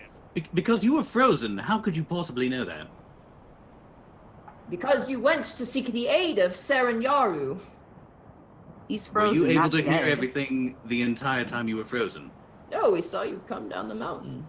I mean, Okay well, then, yeah, you Davis. heard nothing. You heard nothing. left a blood trail of some questionable source. I assume that's you, and I mean that lizard is just covered. Oh my god, that's my son. Yes, he was a dick, stole the Fae's power, and tried to keep it for himself. Froze all of you, by the way. And all the penguin kenku kind of grumble, and there's like one little baby who's just like, "Ah!" like just running around, like just screaming randomly. It's okay. You didn't do bad as a parent. He was just a dick. Wait, I don't know. Wait. I'm not gonna say anything. Okay. The chieftain like turns to the other penguin kenku, goes, "Come, let us feast. I'm starving. I feel like I haven't eaten in days." And all the penguin kenku cheer. They invite you in. They give you drink. They give you food. Aussir, you eat the penguin body, assumedly out of the eyesight of the other penguin. I was about to kenku. say, I'm actually going to stay outside, prepare a stew of Lawrence. Yeah, everyone else is like partying inside, and like you got Aussir's like like cutting up the You're remains of crazy. Lawrence like a crazy person. It's so weird. There's food inside, and you're out here eating the damn penguin. It's symbolic. I guess. A penguin that was coughed up by a fae, by the way. Just add that in. Mm-hmm. Really gross. And you guys are treated to drink. You guys are treated to more dance, except of your own volition. And food. They give you. Everybody gets 2 rations as well. And you're able. They let you keep all the items you took from their village. They're okay with that. Sounds like I got a lot. wanna Valcenien look will for- hand the bell back, though. Okay, they happily take the bell back, and by giving back the bell, they will give you 50 gold pieces as well. Each or just for everyone? For everybody. This is a small village. However- They give it to you and they go, we received that from some sailors from the south, but we have no use for it. You can't eat it and you can't kill a bear with it, so. I actually want to look Valcenien is for. keeping. Oh, sorry. I actually want to look for a craftsman to see if I can't get this yeti head carved out into a helm. That would be a check for later. I think you would need some tools for that. Leatherworking tools. Well, that's why I was specifically looking for one of the village craftsmen. There really isn't. There's fishermen. There's like some guards. Then how did they make the whalebone charm? Determination. Yeah, it was a group town effort, I'm sure. It seems it's much smaller scale than what you're trying to achieve. There's no real blacksmith, no real armor there. There's probably like 5 houses, okay? Yeah, it's like a few tents and like 2 big houses more for a hangout area and like a couple igloos. Now I feel even worse. They don't even live in houses. Some of them live in tents. And igloos. I swear by the end of this, I'm going to have a new hat. You work at it, and that is actually where we're going to end the session. Yeah. As you guys remain in the Penguin Kenku village, which is called Pugu. I don't know why, but it's called Pugu. Pugu village. And that is where we will end the session for tonight. Hopefully Curtis is here so he can jump in. Kurt? Brother? Time to text him. Brother? Valcenien's keeping that blueprint. Hello? Yeah, you guys have that. Alright, we could probably cut recording then. Yeah. Still recording. Yeah, stop your recording there. Alright, Bye, Austin. Alright. Okay. Goodbye, Thanks, Austin. Bye, Austin. Save that right away. bye, Austin. File. Say So- export it as MP3, right? Yeah. Winter one-off is what I would call this. As an MP3, not a wave. Kurt's dead. Kurt died. Ah, Hey guys, hey chat. I guess I can open up the stream now. Yeah, you guys can. oh, I don't have lame. God damn it. Wonder one off. It's a short Exporting one-off, now. but yeah. It's exporting as a WAV file. Talk is that dead. alright? Oh, I could just do a WAV file. Wave file, MP3, I think. I I'm can't doing an remember MP3. exactly. I'll do a WAV because I didn't download lame. I will Fine. text Kurt. Yeah, I don't have the plugin for MP3, so it'll have to be WAV. I will Uh, save the project, however, so I can export it again if need be. You guys get all this Yeah, I'll fun save it extra too, just- shit. Curtis, we're done the game. We need you back in Discord, please. I like that you're not even writing it. You're telling like Siri to. Yeah, I don't like to text a lot, so I just talk into my phone like a crazy person. So, That's gonna yeah, take a while to export. That was a big file. yeah, it's a big file. It takes a bit, even longer to send it. But yeah, no, I know it's not the regular scheduled Unexpectables, but we're very happy that people came and checked it out. This is just something. I mean, we could have done nothing, but I felt like it'd be good to do something. 'Cause- oh God, he's here. Oh, I was in the other room for a sec there. Hi. Yeah. Did y'all have fun? Did y'all have I hope fun? that- Back. I hope It that was he- lots of fun. it was. Immediately so. I still don't believe that's his real voice. I believe he is actually just stock voice from a game that's not been released yet. I firmly believe that. Arcov? Yes. Yes, that's the Maybe. only one. Complete the fifth. I plead the fifth. Oh, come on now. That's just an admission of guilt. Anyways, why did you need me back? You're like, you need to come back right now. It wasn't for We're my. done. We're oh, done. Oh, it is. You're done. What? What is Yeah, that? we thought you were watching. Also, hopefully that music thing wasn't a huge issue. That's why we kind of want people to watch to make sure that things are okay. no, Because no. none of us had Twitch chat open, so we couldn't do that. I saw it after a minute or two. It's fine. Don't worry about it. When you messaged me, it was not a minute or two. It was halfway It's through like- the fight. So Mm. It's It's just I okay, didn't notice the Taka. I didn't notice the complaints until. okay, hopefully it was okay. I'm just a little concerned that it was too loud, and people couldn't hear the game. So I hope not. Well, they can always check out the podcast version. There's gonna be a podcast version. Yeah, exactly. There's gonna be a side. Exactly. Side Which, by the way, episode. the chat has decided on a name for you guys. Oh What's boy. that? No. The Unpredictables. Oh, I like it. That's I cute. love it. It wasn't too loud. Okay, good. Oh, thank goodness. I was like, oh no. Yeah, no, it was just. I There's a imagine if little it up. wasn't super loud for us, it wasn't super duper loud for chat either. It might have been a little bit loud. Like I was able to turn it down on my end, so I'm good. I didn't even touch it. It was okay for me. It was like a little loud, but like it was at the volume where it like doesn't bother you at all. You know? Yeah. I apologize for speaking over anyone during that. It happens. It's fine. it happens. Yeah. It does happen. Speaking of which, speaking of talking over one another, how about another segue that doesn't make sense? 3, 2, 1, Ajima, thank you for the 1,000 bits. There were a lot of bit drops, guys. There's no way to get around Was it there? here. There were a lot. Also, there's a particular. There's a stream glitch on your screen where there's cupcakes trapped in the corner. Yeah, I don't know how to fix that, and I tried testing it midway through the stream, just like, it's just there, I guess, for now. Oh, I see it.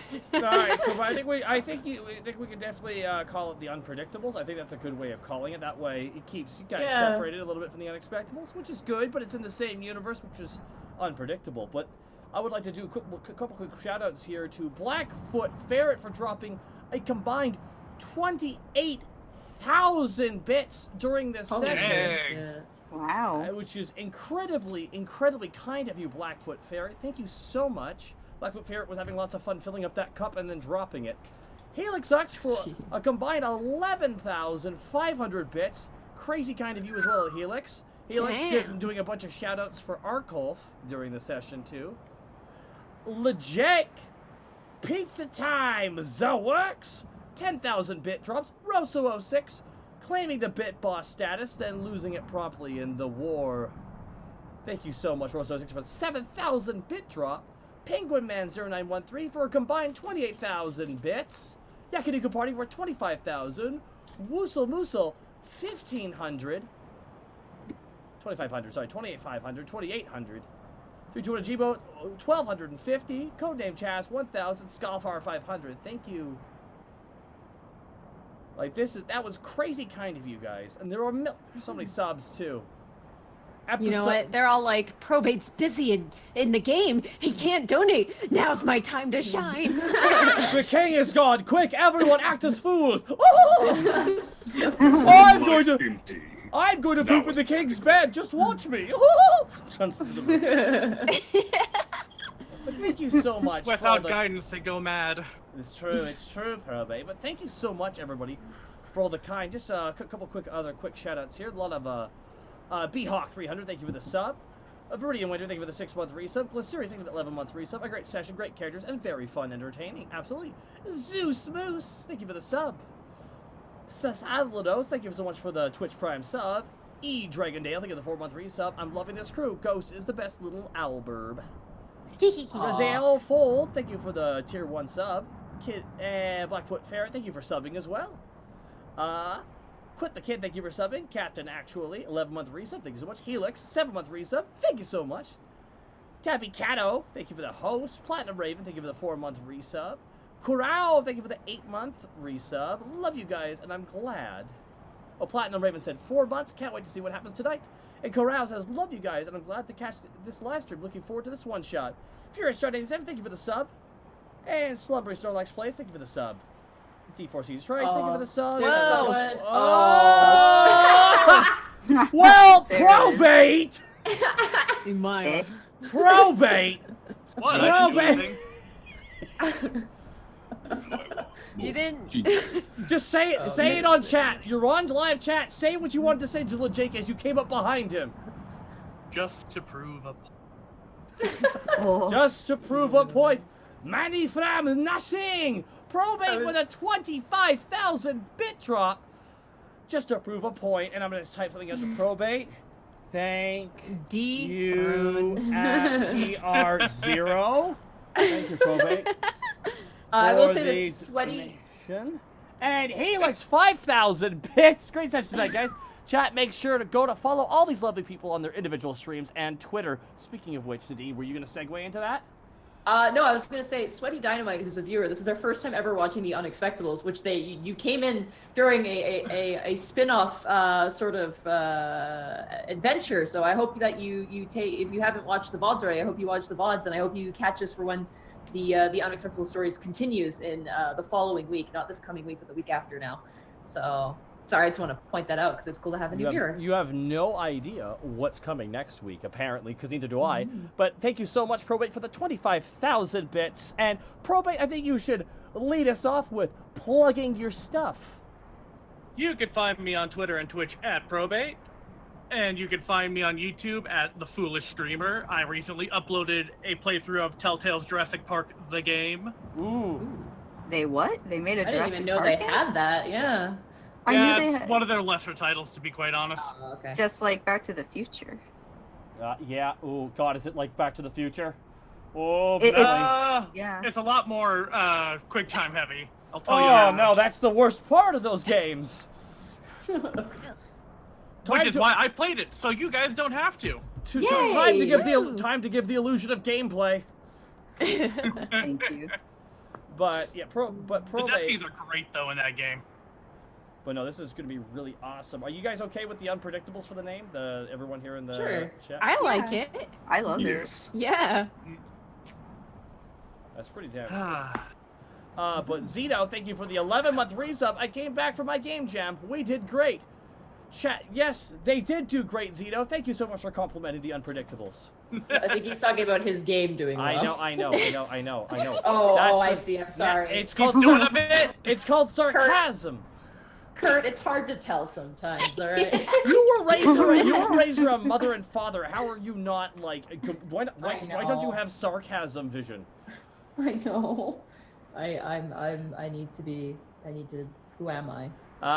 But Necrodrake, thank you for the sub. General Vash, 200 bits. Happy fun stuff for everyone. SF Cody, thanks for the unexpected fresh stream of the Unpredictables on a work night. That's awesome. But Colonel Cheru, where can they find you? You can find me at Colonel Cheru on Twitter and on Twitch. You should totally follow me. Wink, wink, cough, cough. No, don't That's do where it. you'll find me, Giggle, though. giggle. Don't do it. Don't.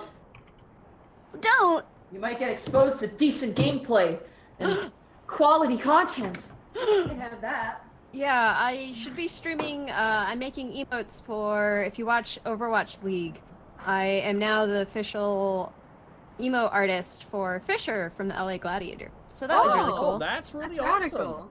Yeah, and also possibly Profit from London Spitfire. So it's been a really good week. You have no idea, guys. Yeah, This week has been like the congratulations, best and week. I'm happy to report that we actually have 3 of your amazing emotes. The yeah, no, and hi emotes. Yes. Those are in there, and those are done by Colonel Chero. She does good work, so congrats on that. That's super sweet. Thank you. Speaking of another talented artist, because we got several of them here in the chat. Monty is pretty cool. Yeah, she is. I'll get to her in a sec. Siggy, let's talk about Siggy Cool. Siggy Cool. What's up, Siggy Cool? Where can they find you? You can find me at Siggyku on Twitter and Twitch, and MixSiggy on Tumblr. I make things. I make comics, and I do stream.